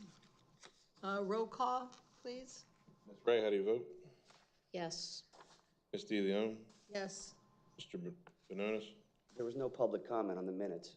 We've always had public comment on the minutes. Okay. In fact, I recall there's certain individuals in the audience now who have stood up and said that there were inaccuracies in the minutes. I'll go back. She would always stand up. Please. Ms. Witchin would stand up and say her name spelled wrong, Hold on, we always had comments on the minutes. And Mr. Gutsuzian just told, and I'm sitting here, and this may not have come out on the record, but Mr. Gutsuzian just said to Mrs. De Leon that there's no need for public comment, which is incorrect. It's incorrect. We've always had it. It is incorrect. What if someone in the audience was misquoted? Public comment for the January 17th minutes. Amateur. Anybody would like to speak? No? Okay, roll call, please. I'm going to start again. Yes, Ms. Ray? please. Yes. Ms. DeLeon, Yes. Mr. Benonis, Yes. Ms. Abdaf-Kader, Yes. Mr. Caroche. Yes. Motion passes. Okay, next, we have the January 24th council minutes. Is there a motion for approval? I'll make the motion. I'll second. And could we have any council discussion? Public comment period? Can we have a roll call, please? Ms. DeLeon, how do you vote? Yes. Benonis, Yes. Ms. Abdaf-Kader, Yes. Mr. Caroche, Yes. Ms. Ray. Yes. Motion passes. Okay, next we have the January 2024 financial reports. They're ready for council review. I'll make a motion to approve the January 2024 financial reports. Would there be a second? I'll second. Okay, any council discussion? I think it's inappropriate for this council to vote on financial reports that are based upon an illegally and improperly enacted budget, amended budget. Again, there were knowing inaccuracies in the proposed budget, and the proposed budget also held in reserves greater than 25%, as I talked about several times tonight. I think any action to approve financial reports based upon an illegal budget is improper. Okay, Tom? Would you ask for a comment? Council discussion, I'm following the rules here. Good. You should follow the rules like me. I have no comment. Okay, Victoria? No comment. Laura? No comment. Yeah, I have no comment either. Public comment? Anybody out there? Okay, seeing none, let's have a roll call, please. Mr. Benonis, how do you vote? No. Ms. Abdaf-Kader, Yes. Mr. Caroche, No. Ms. Ray, Yes. and Ms. DeLeon. Yes. Motion passes. Okay, next we have Township Manager Report. Mark? The only thing I have to say is the Public Works guys did a great job. The last two rounds, we've had 2 winter storms since our last meeting. The guys have done a lot of work, got the roads cleaned up for all of our residents. I want to give kudos to our Public Works crew. Yep. Also, we had the steps done in the parking lot. It's still a work in process, but we removed the rickety wooden steps, and we've replaced those with concrete. So in the near future, you'll be able to use those. Okay, great. Okay, Jason? Yeah, I would just like to recognize the Saucon Valley High School basketball team. They played in the Colonial League semifinals, lost a nail biter at the buzzer by 1 point, but they are in the district playoffs. I believe they play on Saturday, so get out and support the local high school's basketball team. And that's all I have. Thank you. Okay, Tom? Yes, a couple things. First, not only did your fire tax go up with this new council and your real estate taxes go up, but now your water taxes are going up. This council appoints the board of the Lower Saucon Authority, who has voted to raise, they're calling it, let me see, the authority will increase the quarterly sewer charge for all classes of service from $90 to $105. They're saying that this increase is made necessary by an increase in costs covering both normal operations and maintenance. That's one of the reasons. I was the liaison to the Lower Saucon Authority for the past 4 years. I'm not anymore. Who is? It's a good question. I don't know. Victoria? Victoria, are you the Lower Saucon Authority liaison? Tom, I recall from the January 2nd meeting that she had. She won't answer, I guess. She accepted that. She won't answer. Which is odd. Anyway, the other reason was a rate increase is the construction of our new pump station on Route 412. The pump station will, when completed, will better serve the Creekside Market along Route 412. Now, this project has been 20 years in the planning. It's been delayed the past 5 to 10 years because Bill Ross and George Grass, who's the chair of the Saucon Authority, made a terrible decision to wait for the Meadows Bridge for PennDOT and the county to build the Meadows Bridge before doing the pump station. And the costs have gone through the roof on it. I think it's almost doubled. PennDOT told them to basically build the pump station wherever you want, and if they needed anything moved during the construction of the Meadows Bridge, that PennDOT would reimburse them for those costs. But the costs had to be incurred and do that, and that was part of the thing. But no, they decided to wait, and of course, with inflation and cost over the past 5 years, this project, I think, has almost doubled in cost since then because of the decision of Bill Ross and George Grass. The liaison is not a voting member of the authority, so only the appointees by this council are voting members. But that is why you're getting a $15 a quarter increase in your sewage charge. Almost 17%, Tom. Yes. Also, in December meeting, I had Chief Barn here to talk about our police who were asked to cover Hellertown. You know, Hellertown didn't have coverage one day, so they called the state police to get coverage. And then, even though Chief Barn wouldn't really admit it, but you know, we were the backup coverage for Hellertown for a whole day. If we weren't, the interim Hellertown police chief wouldn't have had to call our chief to tell him that he had requested state police service for the day because they didn't have people to work. And Chief Barton would have had to communicate that to the officers on duty that day if there wasn't any expectation that we would be helping out. And it appears like things down there have gotten a little bit worse with the interim chief. According to an article on the Saucon Voice, members of the Hellertown Police Association spoke publicly at Borough Council meeting this week to express a lack of confidence in interim chief Dominic Fragano. Fragano was named the interim chief in late 2023 following the resignation and subsequent criminal charges filed against former Hellertown chief Robert Shook.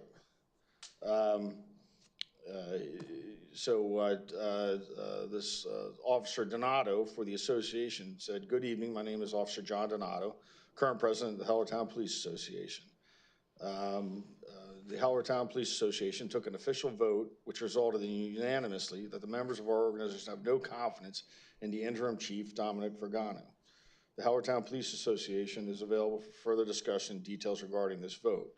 The Borough Council then went into executive session, and when they came out, the mayor, who you have to remember, the Shook is accused of criminal charges of stealing money from the borough all the way back to 2015, from 2015 to 2023.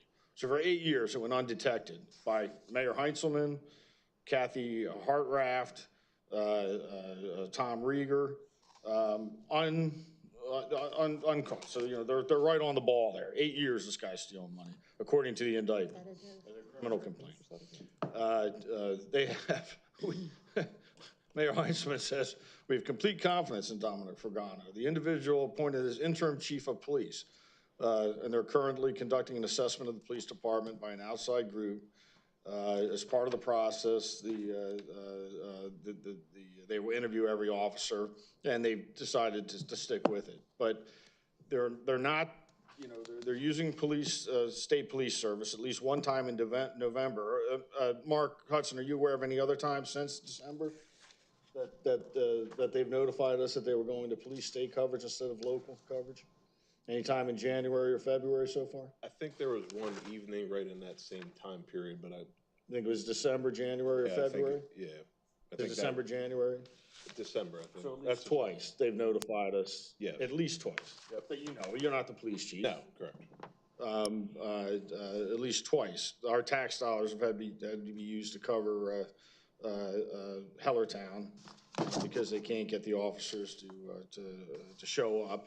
And the officers that do work there have voted unanimously to no confidence in the interim chief.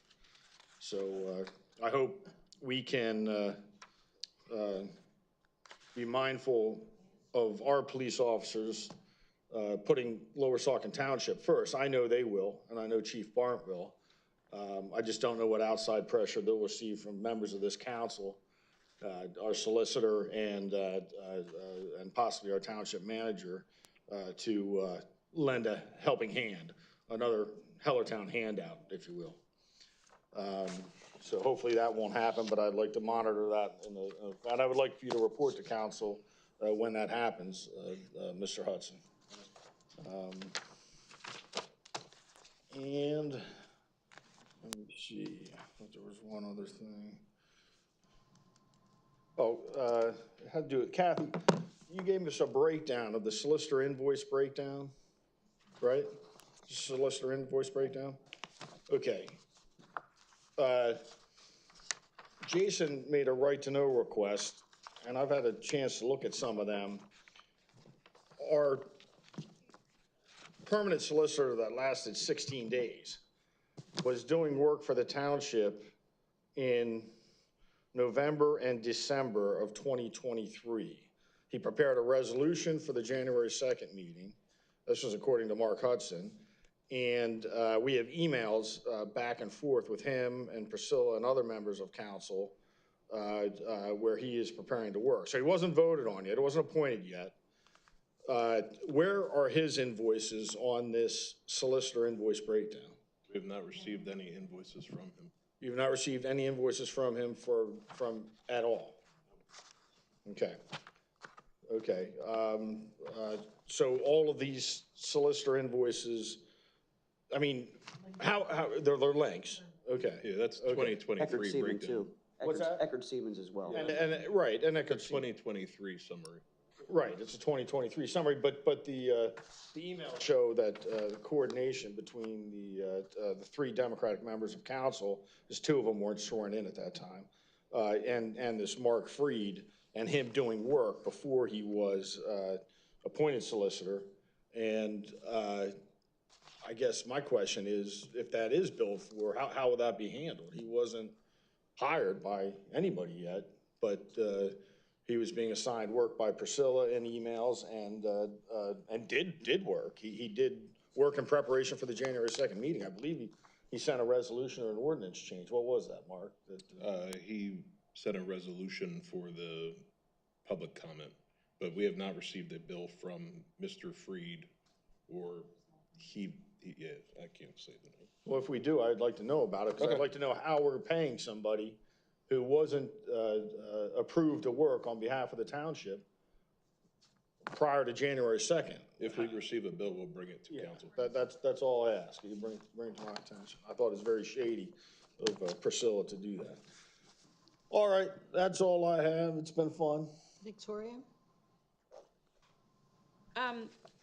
Yes, I wanted to say, number one, I want to say thank you to our Public Works Department. Again, what Mark said about all the cleaning. I can say I went to a training on Saturday with some other members of council, and it was very nice to see that the roads were cleared in time in the morning for me to get to about a 35-minute drive outside of the township early in the morning. So I do appreciate that. I also had the opportunity to attend the Water Authority meeting yesterday, which was, I thought, very productive, and it was very nice to see everybody there. So again, thank all the volunteers for that. I also just want to highlight for the residents in this financial report that we got, it's my understanding that Hellertown Area Library legal expenses between December 1st, 2022 up through the end of December 2023 total $200,409.63, my understanding. That includes Eckerd Siemens, which is, as you heard the motion earlier this evening, I've been told to cease and desist right now. And I think that the amount of money we've spent on that could have been used to help our library services, help obtain good library services, and help our community moving forward. And I'm saddened to see that we spent that much money on attorneys. It's always been To fight a my crime hope line. that, To fight a crime. it's always been my hope as an attorney that I could do something to help the community, and I hope to continue doing that as a new member of council here, and use my Cover it legal up. skills to help you in furthering what the community would like to see. So I want everybody to understand that we've spent over $200,000. There may be additional bills from Eckerd Siemens that come in for work they did in January up through today, and whatever miscellaneous may be needed to communicate to the court system. But I think it's very important that everybody hear that. That's all my comment. Thank you. Laura? We offered $250,000 to LA Town Library and they rejected it, so. Laura, it's your turn. For the cover-up. You know what? So, It's not anybody's turn except Laura's. a couple comments. It's not my turn? I'll speak a little bit about the logging that Mr. Boulon brought up and EAC's involvement, which we really don't have any control anymore. We used to have very good regulations about forestry and logging. However, a few years ago, and I don't know when, the state regulations came into play, and now these logging permits get issued by the Conservation District, the Northampton County Conservation District, and they approve them.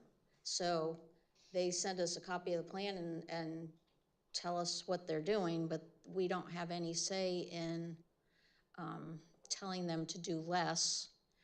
We did have the zoning officer, I believe, and probably Mr. Hudson went out when all the water runoff was happening to inspect and make report if the regulations were being followed that the Conservation District have.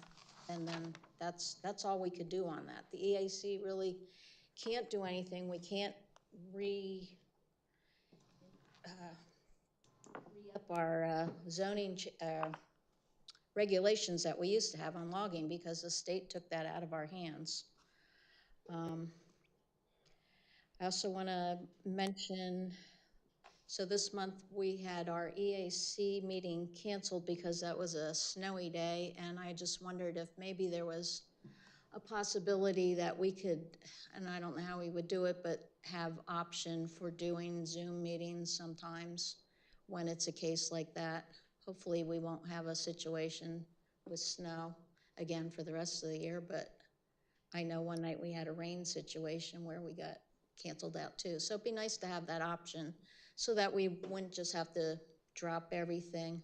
And in this case, I think on our agenda, we were gonna be looking at the application for the development at the Buffalo Farm, I guess they're calling it the Buffalo Development Center.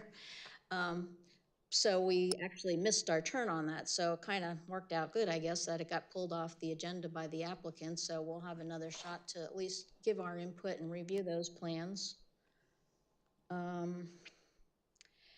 At our training session on Saturday, somebody brought up the fact that May 4th is International Firefighter Appreciation Day.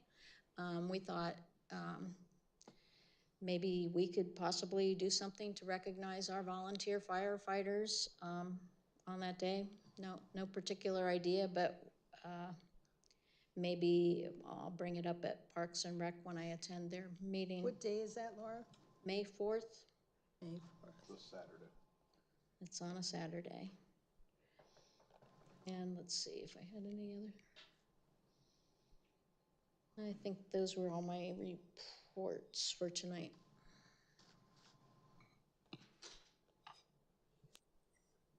That's it?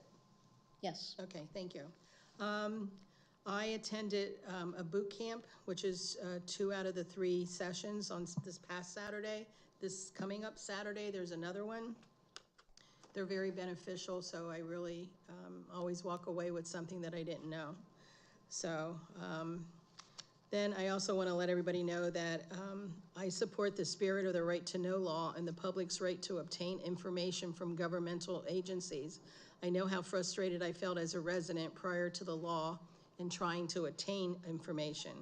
I want the public to know that the township has been inundated with a voluminous amount of right-to-know requests, which requires our administration to spend time reviewing these documents, spending your tax dollars to provide the requested information. In my opinion, attempt to paralyze the township in their duties. I feel this is an abuse of public resources. Since January 2nd, 2024, the day the new council majority was sworn in, Mr. Bononis submitted to the township a total of 940 right-to-know requests. Right to know 1821 was 469 pages, which about 116 were directed at me, which I didn't have a problem with. Right to know request 1829 was 306 pages, and about 77 were for me. Right to know request 1831, 141 pages, and 41 were directed to me. Right to know 1832 was 24 pages, about 7 were directed to me. I have performed a good faith search for responsive records in my personal accounts regarding my specific right to know requests for 1821, 1829, 1831, 1832, which I sent and forwarded to Carol at the township.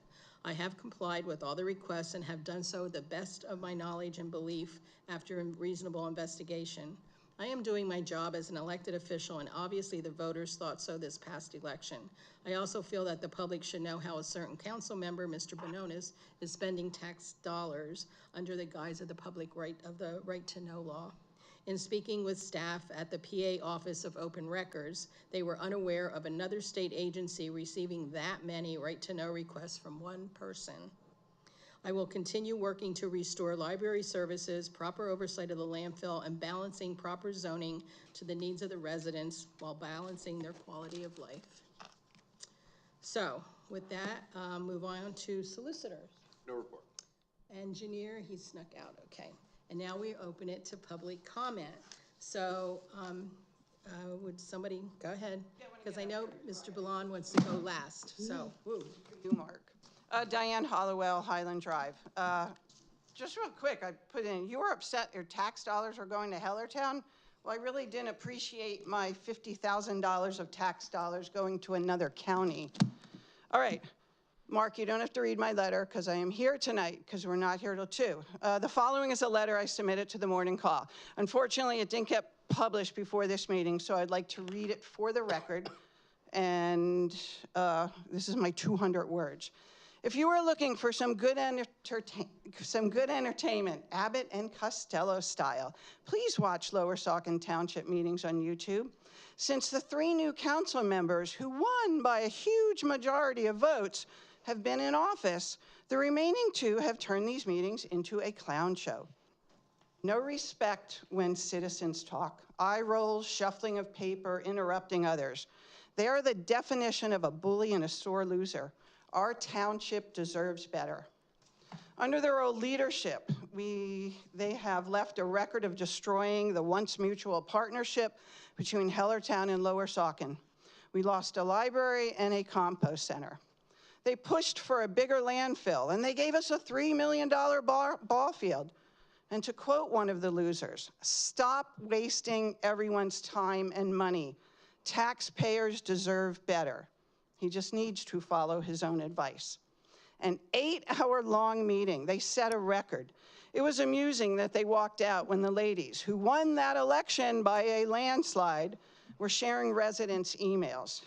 It is apparent that they cannot accept the election results, and they will do whatever they can to cause disruption. We deserve better. Bring popcorn if you attend a meeting, because it's a circus. You too, no, that was the end of my letter. You two must have been fuming after the ladies won the landslide election. And not to get political, but I couldn't believe how many Republicans in Saucon Terrace and those on Alice Drive voted for the ladies. And to those of you watching at home, you want to know where your tax dollars are going? Right here. Since I'm a visual person, this one ream of paper is 500 sheets.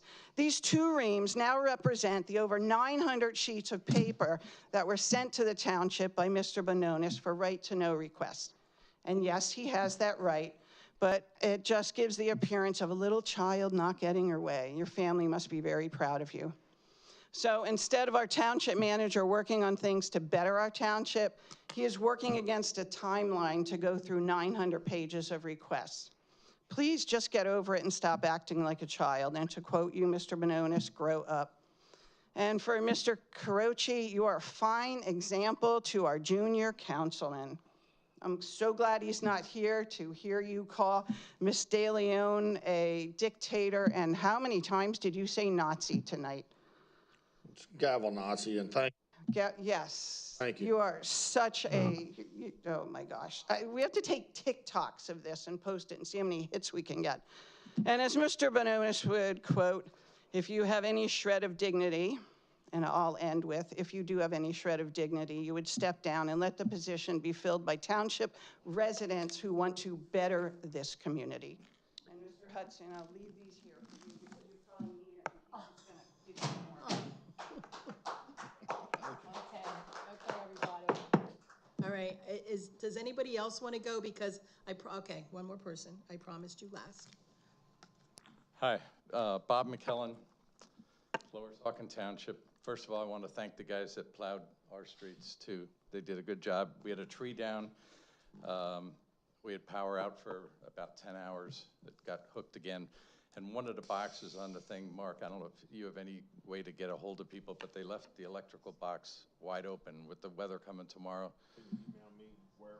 Yeah, it's right on University Avenue. I want to read an email that Mr. Bononis didn't read tonight that I sent to him on December 7th. Hello, Jason. From the December 6th council meeting, I have a question on the Steel Club tax revenue to be generated in the future when all 159 units are occupied. Just to be clear, you stated that the total property values would be between $100 and $125 million, and this would generate $3.75 million in township tax dollars. I went back and watched 3 or 4 times just to make sure I was right. Help me understand how you calculated this number. If my math is correct, and I believe it is, this means that each unit in the Steel Club housing project would be paying approximately $23,000 annually in township taxes. Since this was put out there on YouTube on the township, to all the township residents, maybe a correction at the next meeting would be appropriate. In reality, the total taxes generated would probably be under $200,000.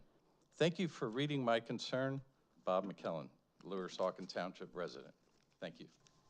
Okay, thank you, Bob. Does anyone else want to go before I open it up to Mr. Boulon? I'd like to ask Mr. McKellen for clarification.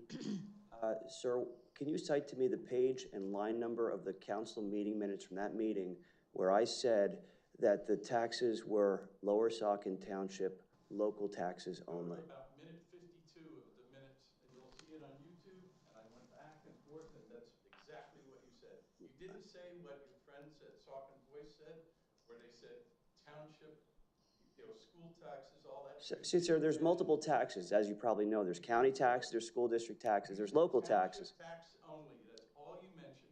And you can go and look, anybody in the room, anybody listening, go to about minute 50, between 50 and 55. So you'd agree with me that taxes that would be paid by a property in the township to the county would be Lower Saucon taxes. You'd agree with me also the taxes that are paid to the school district would be Lower Saucon taxes. And you'd also agree with me that taxes that are paid to the municipality would be Lower Saucon taxes, right? You also said Do you agree with me? That's my only question. I'm trying to clarify and understand what you're saying. I'll tell you what you said. You said, in fact, the other part of your question or answer was that that was going to be a third or more of the total taxes that Lower Saucon gets. Lower Saucon Township. You said that to Mr. Spurk at that meeting. Interesting. I'll have to take a look at that. But that's why I'm surprised you didn't even bring it up later. You read everybody else's emails, why not that one? Well, sir, you weren't bringing up something that was on the agenda here. That was something that happened before, right? Happened in December. December 7th was it? December 7th was Well, the date. I'm sorry that this is so important to you that we're talking about it 2.5 months later, but I'll take a look at that. Thank you for Why bringing don't it you to my show up at the attention. December 20th meeting and talk? Okay, Mr. Boulon, you want to go up now? Okay. I teach. I gotta get moving. I'll watch you when I'm driving home. You going too? Dave Boulan. I'm the one on Alice Drive that she refers to. Thank you very much for outing me. Address your comments to the I got it. chair. Your Chair. comments have to be addressed Chair. to the chair. Oh, okay. So, let's see, I have a few things I'd like to talk about. By the way, yes, I did see the lower Saucon tax bill going up 17%. And I did notice, by the way, I do listen to the meetings, I do attend them, I do my homework here. I did understand that the county and the state were gonna help pay for the destruction of the sewage line or whatever over there where the bridge went out. And by the way, I hope that goes back someday. I also did notice that's gonna benefit Hellertown. I didn't realize that Lower Saucon Authority also serves Hellertown. I guess it does. I also learned, although indirectly, that maybe one of our council people, although not acknowledging so directly, did attend those meetings, and maybe it's a phantom person so far, maybe the Lower Saucon Authority representatives. Boy, that's transparency there. Okay, let's get to the real heart of the matter.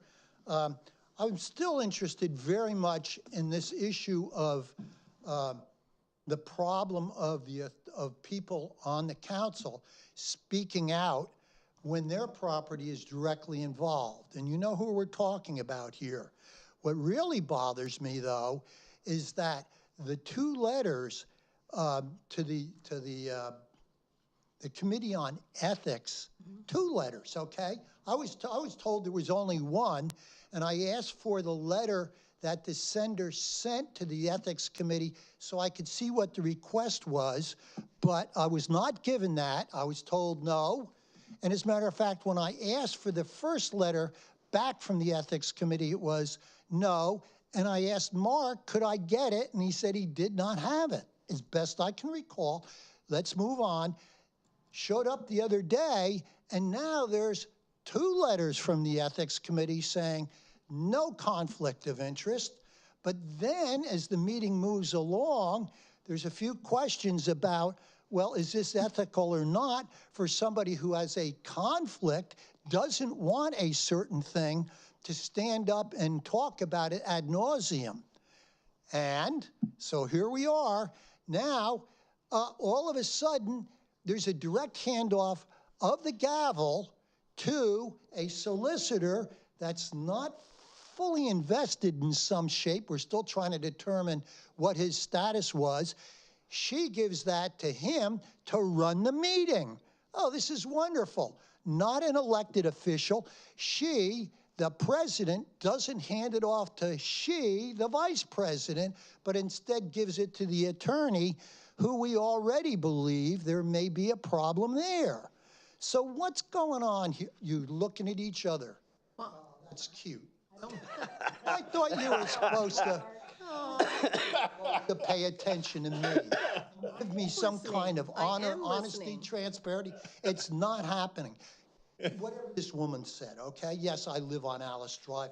Come on over. My shotgun Maggie loves to see people that doesn't know. All right, so that's one thing. Gee, there's so many things. Did you just say shotgun? Did you just say shotgun? Did you say shotgun? You want people to see your shotgun? You just said that. Is that a threat? There we go. We don't shut down people, we just let them talk. You can always find a way not to pay attention to me and pay attention to your supporters. I was asking a question. We heard you say the word shotgun. Yeah, it's a dance. It's called the shotgun. Tuesday nights, Allentown Swing Dance. Come on, do the shotgun. Okay, I didn't know that. What happened to your childhood? Now, I've only got 59 minutes, okay? See how that goes? So the bottom line is, there we go for Lower Saucon. Yeah, Croce stole my stuff, whatever that was. But what I really wanted to look at is, again, I never did get an answer. I know it's hard to see. That's what I got from Miss Hill or whatever. Okay, and the numbers show on the year, the proposed general millage and the fire tax. And what we see, 2017, the total was, and this is not the last administration, was 539, and that wasn't enough, so they upped it to 589, and that wasn't enough, so in 2019, they boosted it to 639 and held it constant before the past administration stepped in, and it dropped to 514 and remained 514 for 3 and now 4 years. So the thing that bothers me is the additional $9 million that this township has gathered, even at a low rate of 514. Remember, from 2017 to 2020, you have to do a visual because somehow or another I'm not allowed to show slides, okay? Although we can be bantered and beaten to death for 30 minutes about slides about the cost of housing around a certain tower or whatever, or was it the landfill? It gets confusing, same crew. Bottom line is 539, 589, 639, 639. Now we're down to 514. There's a surplus of $9 million. And by the way, we just settled the lawsuit with Hal. I wonder how Judge Daly's gonna like that. Oh, he's probably, you guys are all friends. Doesn't much matter, does it? So we spent all this money, and with one stroke of the pen, this council and an attorney over here isn't willing to see the outcome of this, although as far as I can see, and yes, I have read Judge Daly's decisions, I do follow it, unlike probably some other people on this council who, whatever, just sort of listen to everybody else. And yes, back in September, he ruled clearly, you have 45 days to turn that over. Did it happen? No. Sorry, Judge, not gonna happen. And here we have a 501c3. They want, at the time, $150,000. Well, I'll tell you, 4 years ago when I'm in this council and these people weren't here, I think Ms. DeLeon, you were running it. It was late in December, and in comes, well, you should remember it because you brought in the Hal people who came and sat at this table, looked at the council, and in effect said, it was the last thing, we want $150,000 to join the library again. And one person, I think it was Jason, said to the attorney, who was Link, has anybody seen this? And the answer was no. Okay, well, don't you think before we commit $150,000, I saw you looking, $150,000 that we ought to have somebody look at like the attorney. Yes, I know I'm over my budget, okay? You know, you think people don't see and know, all right? I know it's tough when it's on your end that you're getting it, but I would simply say they came in and demanded it then. That's what started the clock, and Hal has not cooperated since. 501c3 can't show their taxes. Why? Can't give us a seat. Lower Saucon had no seat on that in that committee, and yet we're going to spend $150,000.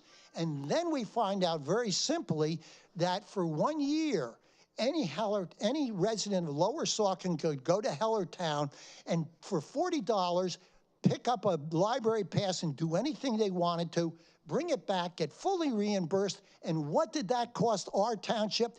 $10,000. Not 150, 10. And yet all of these people here are so happy.